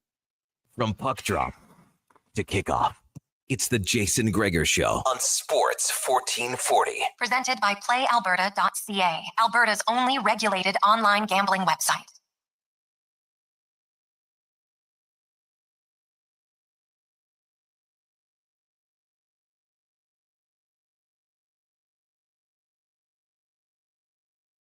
Seven. As you make your way home on a Wednesday afternoon, please drive safe. Summertime, take a little bit more time. Everybody wants to get home. That's all that matters. And Bolka's just trying to get home to a third set, and now she's up. Ooh. Oh no, sorry, it's deuce again. Third deuce. If she breaks, they'll be going to a third set. So, man, the great part about sports, and I think many of you listening can attest to it. And welcome back, by the way, to the Gregor Show, presented by PlayAlberta.ca. But I think one thing most sports fans can attest to is even if you're watching a sport that you're not a huge fan of, like, honestly, I'd never really heard of Valerie Mboko before this tournament. But now I'm rooting for her heavily. Like, this is awesome. And so you're getting into it. I can watch any type of sports where, it matters and it's just fun. Like, I love it. It's just, it's hard. There's not many other things that you'll find like that you can just pick it up and be like, you know what? I'm interested. I'm going to go out of my way and I'm going to watch this. Right? It just doesn't happen. That's what makes sports, I find, so unique. If you're a sports fan, some people are only hockey fans, some people are only football fans, and that's totally okay. There's nothing wrong with that. But I find as a sports fan, I just like watching that competition and seeing, the story that's going to unfold. And like I've always said, if you want real reality TV, then you watch sports, because you don't know what can happen. There's favorites, there's villains, there's protagonists, there's antagonists, there's upsets. It's got everything. It's got drama. Emotionally, it pulls you in. And that's what I love about the Olympics. And even like I was watching the swimming world championships this year because of Summer McIntosh. I was like, damn, I want to see if she can get 5 gold medals. It was unbelievable. I'm watching all that. Now, I have the utmost respect for swimming because I suck at it. And it is really hard. So that's why I just enjoy watching it. I have a real high respect for it, and it's great. Hey, Greg's, it's like I started watching F1. I'm totally hooked now. Brad from Northside. Greg, honestly, I'm with you guys. I'm listening to the show and also watching the TV at the same time for Mbaku. I can't remember the last time I watched tennis. Exactly. Now, this doesn't mean that we're committed and we're going to be watching all the tennis matches, but you know what? You'll probably check out a little bit. Hey, I wonder what Mboko did. Because I think Declan was telling us that she's going to go directly to Cincinnati right after this tournament. And I think she gets a bye because of it, because I think that tournament, I don't know if it started already or not, but it's close. And you know what? She's at the hometown here today. Like, this is just it's awesome to watch and see. And I love watching anybody have success. I've never been one or jealous of others for their success. To me, it's great, especially like imagine I don't care who you are. Most people say, could you imagine being her at 18 years of age? You've never really been in a big, you've never been in a semifinal of a WTA event, and never mind doing it on home court. And, your family's there. You got some friends now. You got a lot of people cheering you on. Like, you're the fan favorite. Like, it's awesome. Like, it's great. Like, think about it when you got to play in your first sporting event where you had more than just mums and dads in the crowd. Right? And even when it was just mom and dad, you play in a tournament. Because what's funny is, even if you're in minor hockey week, there's more people in the building than ever, because now some of them are just from Edmonton Minor Hockey Week. They're there to present medals and what have you. It makes it fun. So that's what's awesome about it.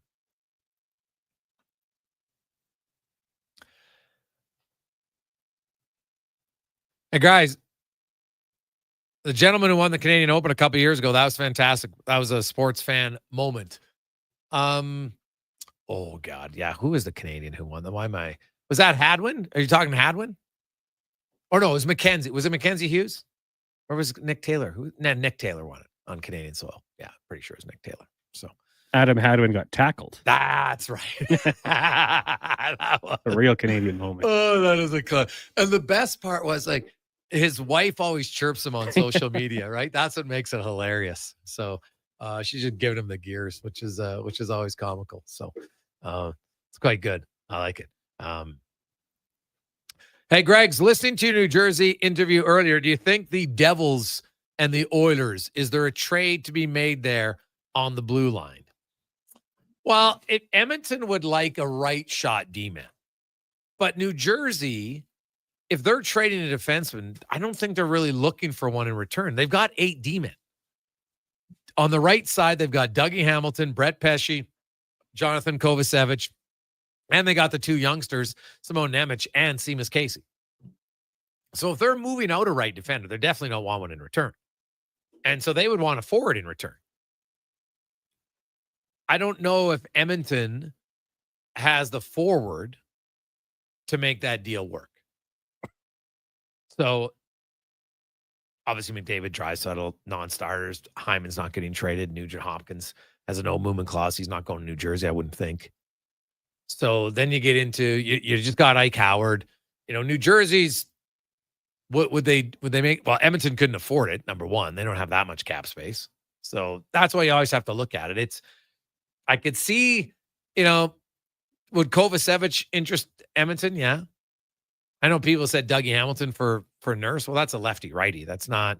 They've got Siegenthaler and Brennan Dillon and Luke Hughes on their left side. So I don't see them being interested in that trade, to be honest. So I don't know how you make the centerpiece of defenseman and then a centerpiece of forward from Edmonton to make a deal work right now. And don't say Matt Savoy, because New Jersey, they're not going to want another small skilled forward. They got enough of those. So they got Bratt, they got Hughes. I don't think they need Savoy. So I don't envision one.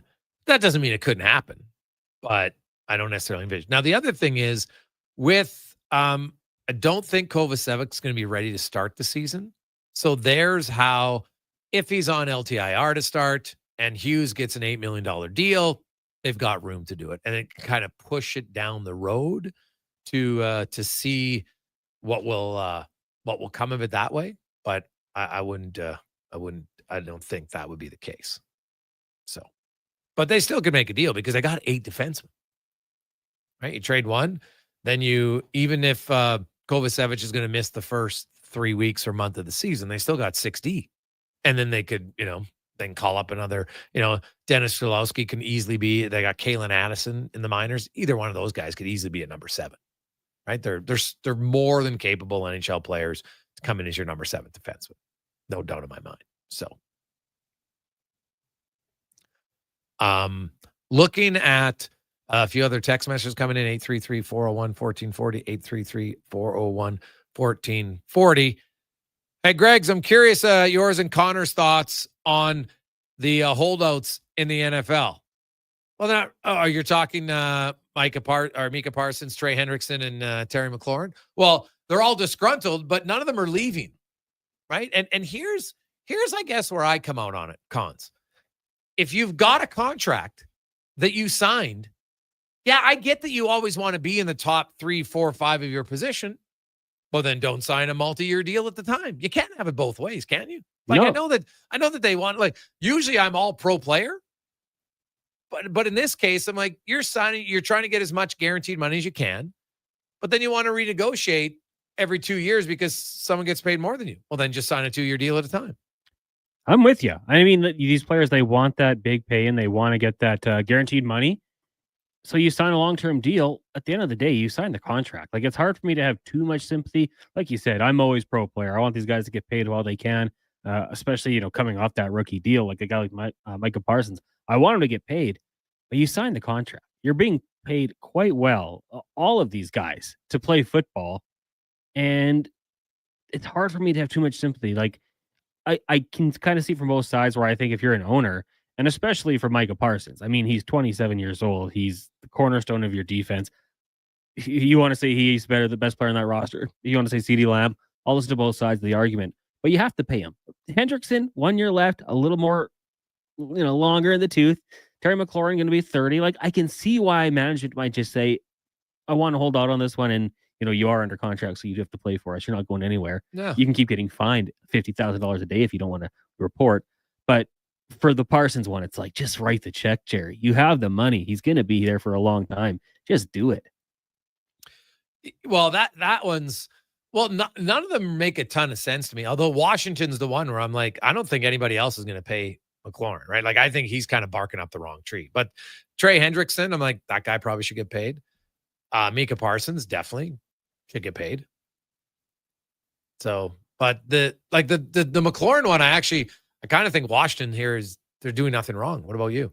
No, not at all. And like, at the end of the day, I would agree with it. It's just that you look at it and say they sign these contracts, report, earn another contract. And if you're McLaurin, sorry, you can become a free agent. Maybe Washington puts the franchise tag on you, but play out your contract and then try and go get that deal and have a good season. Hendrickson for the Bengals is a bit of a tougher one because the thing is, you paid all your offensive players so much money. You gave Jamar Chase a huge deal. Joe Burrow got the huge deal. Higgins got the big deal. And that's a challenge that they're going to face, I think, in the next couple of years here, is trying to keep other players on the field that they have to eventually retain. And, I also kind of see it like, if it's not going to be settled and you're a team, try to make the trade, like recoup some assets. For the Bengals especially, they're going to need players on rookie contracts to come in here and contribute defensively. If you could add a second pick or a third pick, whatever it might be, I think at one point you just have to do it. But hey, when, it's easy to sit out of camp, Gregor, right? It's easy to kind of miss preseason. Once the regular season gets going, these guys get game checks. I think there maybe is a little bit more reason to financially and just personally for them, professionally. They're all kind of alphas out there. They want to be out there. Maybe they just say, hey, I tried. I'm not going to get it. Just report. Yeah. Oh, exactly. Now, because you lose a ton of money. And you know what? They all got 1 year left in their deal? Yeah. So could just play out the season, man, and you're a free agent. You'll get it's not like they're getting chump change this year anyway. No, I mean, and the one who probably might want it the most would be Micah Parsons, just because unlike those other guys, he is top 1-2 at that position. Hendrickson had a great couple of years, but no one's confusing him for TJ Watt or Micah Parsons. Terry McLaurin, I'd say, is a very good receiver, but he's not Jefferson. He's not Jamar Chase. He's not in that elite category. So I understand why he might want to cash in one more big payday, but he's got to understand the market out there. And if nobody wants to trade for him and the Commanders don't want to give him that deal, he's just going to have to go out there, play through this season, and then do it all over again next year, enter a free agent at the age of 30, 31 when the season starts. Yeah, it's just kind of how it's going to go. Quick break. We'll come back and, oh, baby, she did it. And Mboko is going to a third set. Love it. Talk about that and more when we return to the Gregor Show, presented by PlayAlberta.ca. Legacy Heating and Cooling is your supplier of maximum comfort, bringing you the cool AC you need. You just have to call Legacy. Call Legacy for comfort at night when the hot air suffocates you. Call Legacy. Call Legacy for comfort in your wallet with no payments or interest for 1 year. Call Legacy. Call Legacy. You deserve comfort. Cool off today with AC from Legacy Heating and Cooling. What does excellence truly mean, and how does it guide your choices? At Volvo Cars Edmonton, excellence isn't just a goal, it's their standard. They shine in every aspect, from top-tier customer satisfaction in sales and service to impressive inventory, strong customer loyalty, and prices that are tough to match. Experience the dedication to quality firsthand at Volvo Cars Edmonton. Great vehicles, better service. Only at VolvoCarsEdmonton.com. Summer. The sun's out, the road's calling, and your car said, nope. Don't let your summer road trip turn into a roadside nap. Swing by Napa Auto Parts. Napa has the trusted tools, smarts, and quality parts for all your automotive needs this summer. Get your vehicle ready for the road and just in time for your kids to start testing your patience and sanity. Are we there yet? With over 85 locations in Alberta, visit your local Napa store today or online at napacanada.com. That's Napa know-how. There's something we need to talk about. Debt. It's an uncomfortable topic, but the truth is, most of us carry some form of debt, and we are ashamed to talk about it. My name is Parveen Middleton, a licensed insolvency trustee at BDO here in Edmonton. Every day, people struggling with debt come to me for a solution. When you make that call, I'll listen to your story without judgment and will lead you to a debt-free future. Call 1-833-BDO-TALK or visit bdodebt.ca to learn more. Feeling stressed? Tired of the daily grind? You could try yoga. Just whack a golf ball as hard as humanly possible with 18 holes of pure therapy at Colonial Golf Club. Stunning fairways, the Colonial Grill and Bar, and the satisfaction of blaming your putter for all your problems. Take that, Dave from accounting. Colonial Golf Club. Cheaper than therapy and way more fun. Book your tee time now at colonial.ca. What's better than a family reunion? Getting the family discount. At Nisku Ford, you're not just a customer, you're part of the family. And we believe our family deserves the very best. That's why our legendary employee pricing is back. This August, get the Ford you want at the price you deserve with exclusive deals reserved for our closest kin. It's our way of saying, welcome home. The coffee's on. Drive into Nisku Ford or visit niskuford.ca today. Above expectations. For all things golf carts, it's the Golf Cart People. Their certified techs provide expert service from maintenance to custom upgrades. Customers can explore the sales floor for new and used Club Car, Yamaha, and E-Z-Go models. The Golf Cart People stock a wide variety of parts and accessories to keep every ride in top shape and offer convenient rentals for tournaments, weddings, and festivals. Trusted for sales, service, parts, accessories, and rentals since 1997. Visit the Golf Cart People at golfcartpeople.com. Your complete golf cart solution.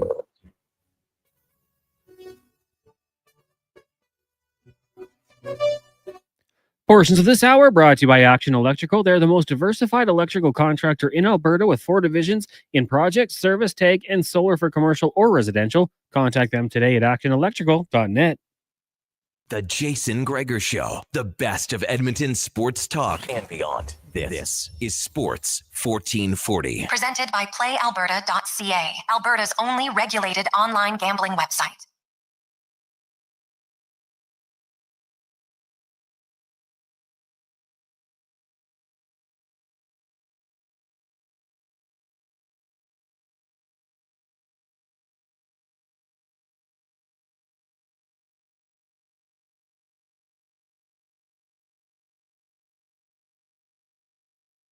Home. Hope you have big plans for Wednesday night. Who knows? Could be watching. Can the Cinderella story continue? Young Valerie Mbako, she got spanked 6-1 in the first set.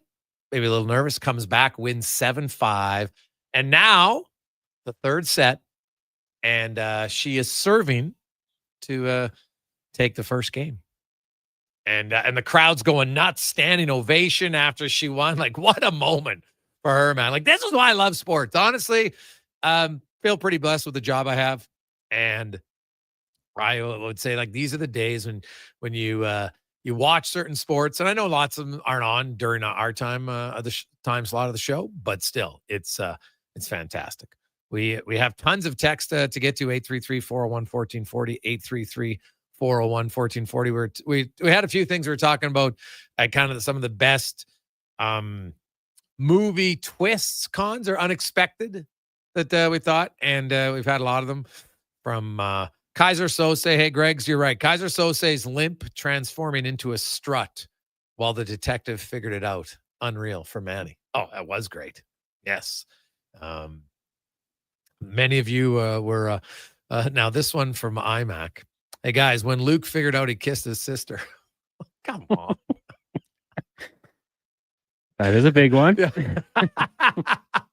Well, thankfully it was just like wasn't it just like a kind of brief kiss, right? It wasn't that long. I can't remember the kiss that well, but yeah, they didn't know at the time, but yeah, afterwards they're like, okay, well, there we go. So yes. Well, if you go into TV, Jon Snow and his aunt, right? Yeah, okay, but at that time, honestly, like there was a weird, different times back then. There wasn't as many options either. Like, you didn't get to travel a lot, so when they pieced it together, I was like, ugh. But yeah, oh, that's they look nothing alike. No. Yeah, so no, it's Daenerys. That's the name. Yeah. Oh yeah, Daenerys. That's right. That's right. So. I'd forgotten about that one. I was going to say, was there like a big plot twist in that show? And I'm like, just that they were. There was always the thing I loved about Game of Thrones was like they weren't afraid. Like, you get to like a character and then boom, they're killed off. You're just like, what? Yeah. Like it was ruthless in a way, but in a good way. I kind of thought that made the show awesome for me anyway. I quite liked it. What about you? Oh, absolutely. I think that's kind of like it just keeps you into the show. You never know when someone's going to be gone. I mean, they did it at the season 1 finale, right? Like it was immediate. The biggest star on the show gone. So I'm a big fan of that. Any TV show with a good little plot twist as well. You text those ones in as well, because those are always fun to see. Like the show Lost was one, Greg. I don't think you've seen it, right? That's the one show like I'd heard lots about it, but I never got into Lost. No, never saw it. That first season is just like it kind of things happen where your mind is just blown all the time. Hooks you for the rest of the series. So the first season of Lost is worth, because a lot of people said that the ending they didn't like. No, I didn't like the ending either. I don't know if they didn't know where to go with the show. I heard there was a writer's strike at some point, but the first maybe 1 to 3 seasons, so good. The first episode I think will get you hooked. It's that good. It's so good, yeah. Really? I didn't plan on watching it, and then I stumbled upon it, threw it on. The first scene, I was like, "This is it's mayhem." You got sucked into it. Yeah. Okay. Because Lost, isn't it like they're stranded on an island? Is that the premise? Yeah, plane crash. Oh. And then there's something going on the island, and then they find the hatch, and it's. I still to this day, I'm not really sure. I mean, I don't even want to go back and watch the rest of the show, but there's something special about the island. Oh, okay. All right. If you're looking for a show. Right. But is it sci-fi on the island? Kinda, yeah. A little bit. Oh, so it's not like They built some relationships, No, that part. But it's not like there's some evil force that you don't see or anything like that. I'm not a big. It's funny. I don't love I like a sci-fi like Star Wars, but I believe there's a black smoke going around for a while. They're trying to figure out.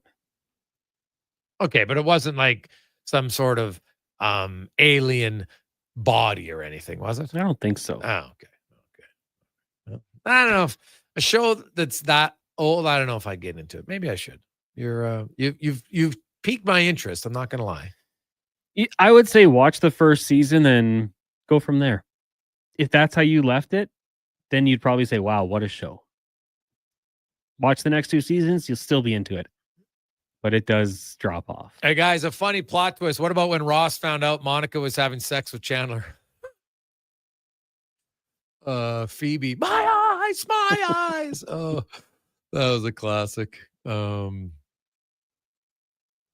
Hey guys, Lucky Number 11 was a good movie with a great twist ending from BG. Guys, what about Hodor? That was the best twist in the show. Oh, good one, Corey. Yes. Very true.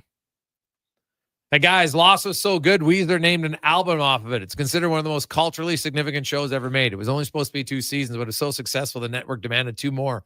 Then there was a writer's strike, but the first 2 seasons was must-watch TV from Lance. Hey guys, Game of Thrones was equal opportunity and character slaying, good ones and bad ones. It's true. Mm-hmm. And to me, that was kind of what made it great because it was more realistic. Like when you can predict, like I don't like a show where I can predict, okay, this is what's going to happen, right? Like you can make a common sense approach. Yeah, this is what's going to happen. And then it happens, right? Like in certain movies where you know who the bad guy is or what's going to happen. Like, I'm like, well, I don't really want to be pot committed now. So the fact that it's unpredictable, that's very intriguing to me. I could see why I would maybe want to watch it. So I like it. That might get you for Lost because I don't think the writers knew where they were going with it.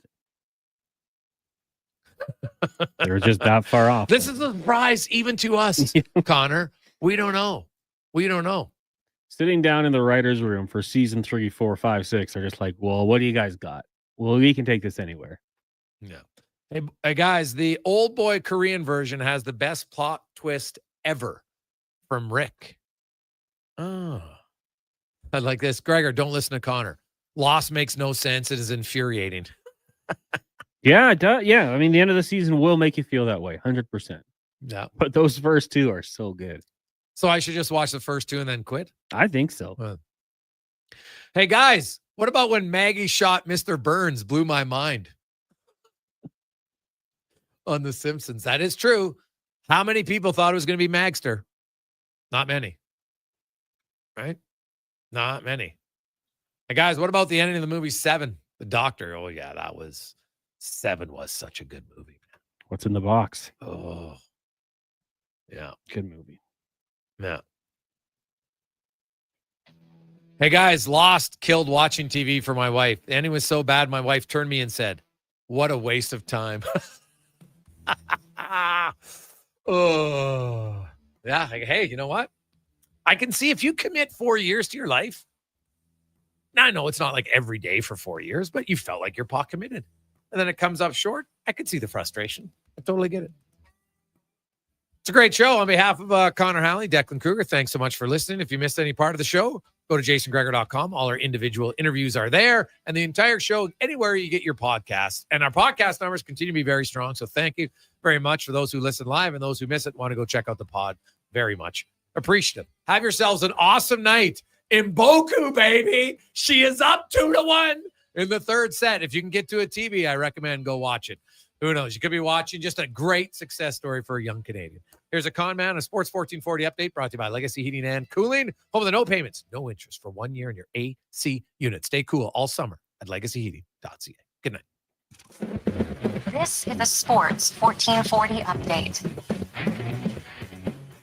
Busy day in the majors. Toronto Blue Jays continuing their hot back streak. They beat the Rockies 20-1. They'll next take on the LA Dodgers. Also, the Rays over the Angels 5-4. Cards dropped those Dodgers 5-3. And it was the Marlins over the Astros 6-4. Right now, you've got the Royals trailing the Red Sox 2-1 in the third. Also in the third, Braves and Brewers tied at 1 apiece. Later tonight, Mariners host the White Sox and the Padres in the desert, taking on the Diamondbacks. Riverhawks playing their final regular season game of the season in Victoria, taking on the Harbor Cats. First pitch set for 7:35. And the Stingers taking on the Rattlers. That one gets going at 7:30. Also in the CEBL tonight, Niagara's in Winnipeg and Montreal hosting Ottawa at the National Bank Open in Montreal. Victoria Mboko currently in the third set with Kazakhstan's Elena Rabakina.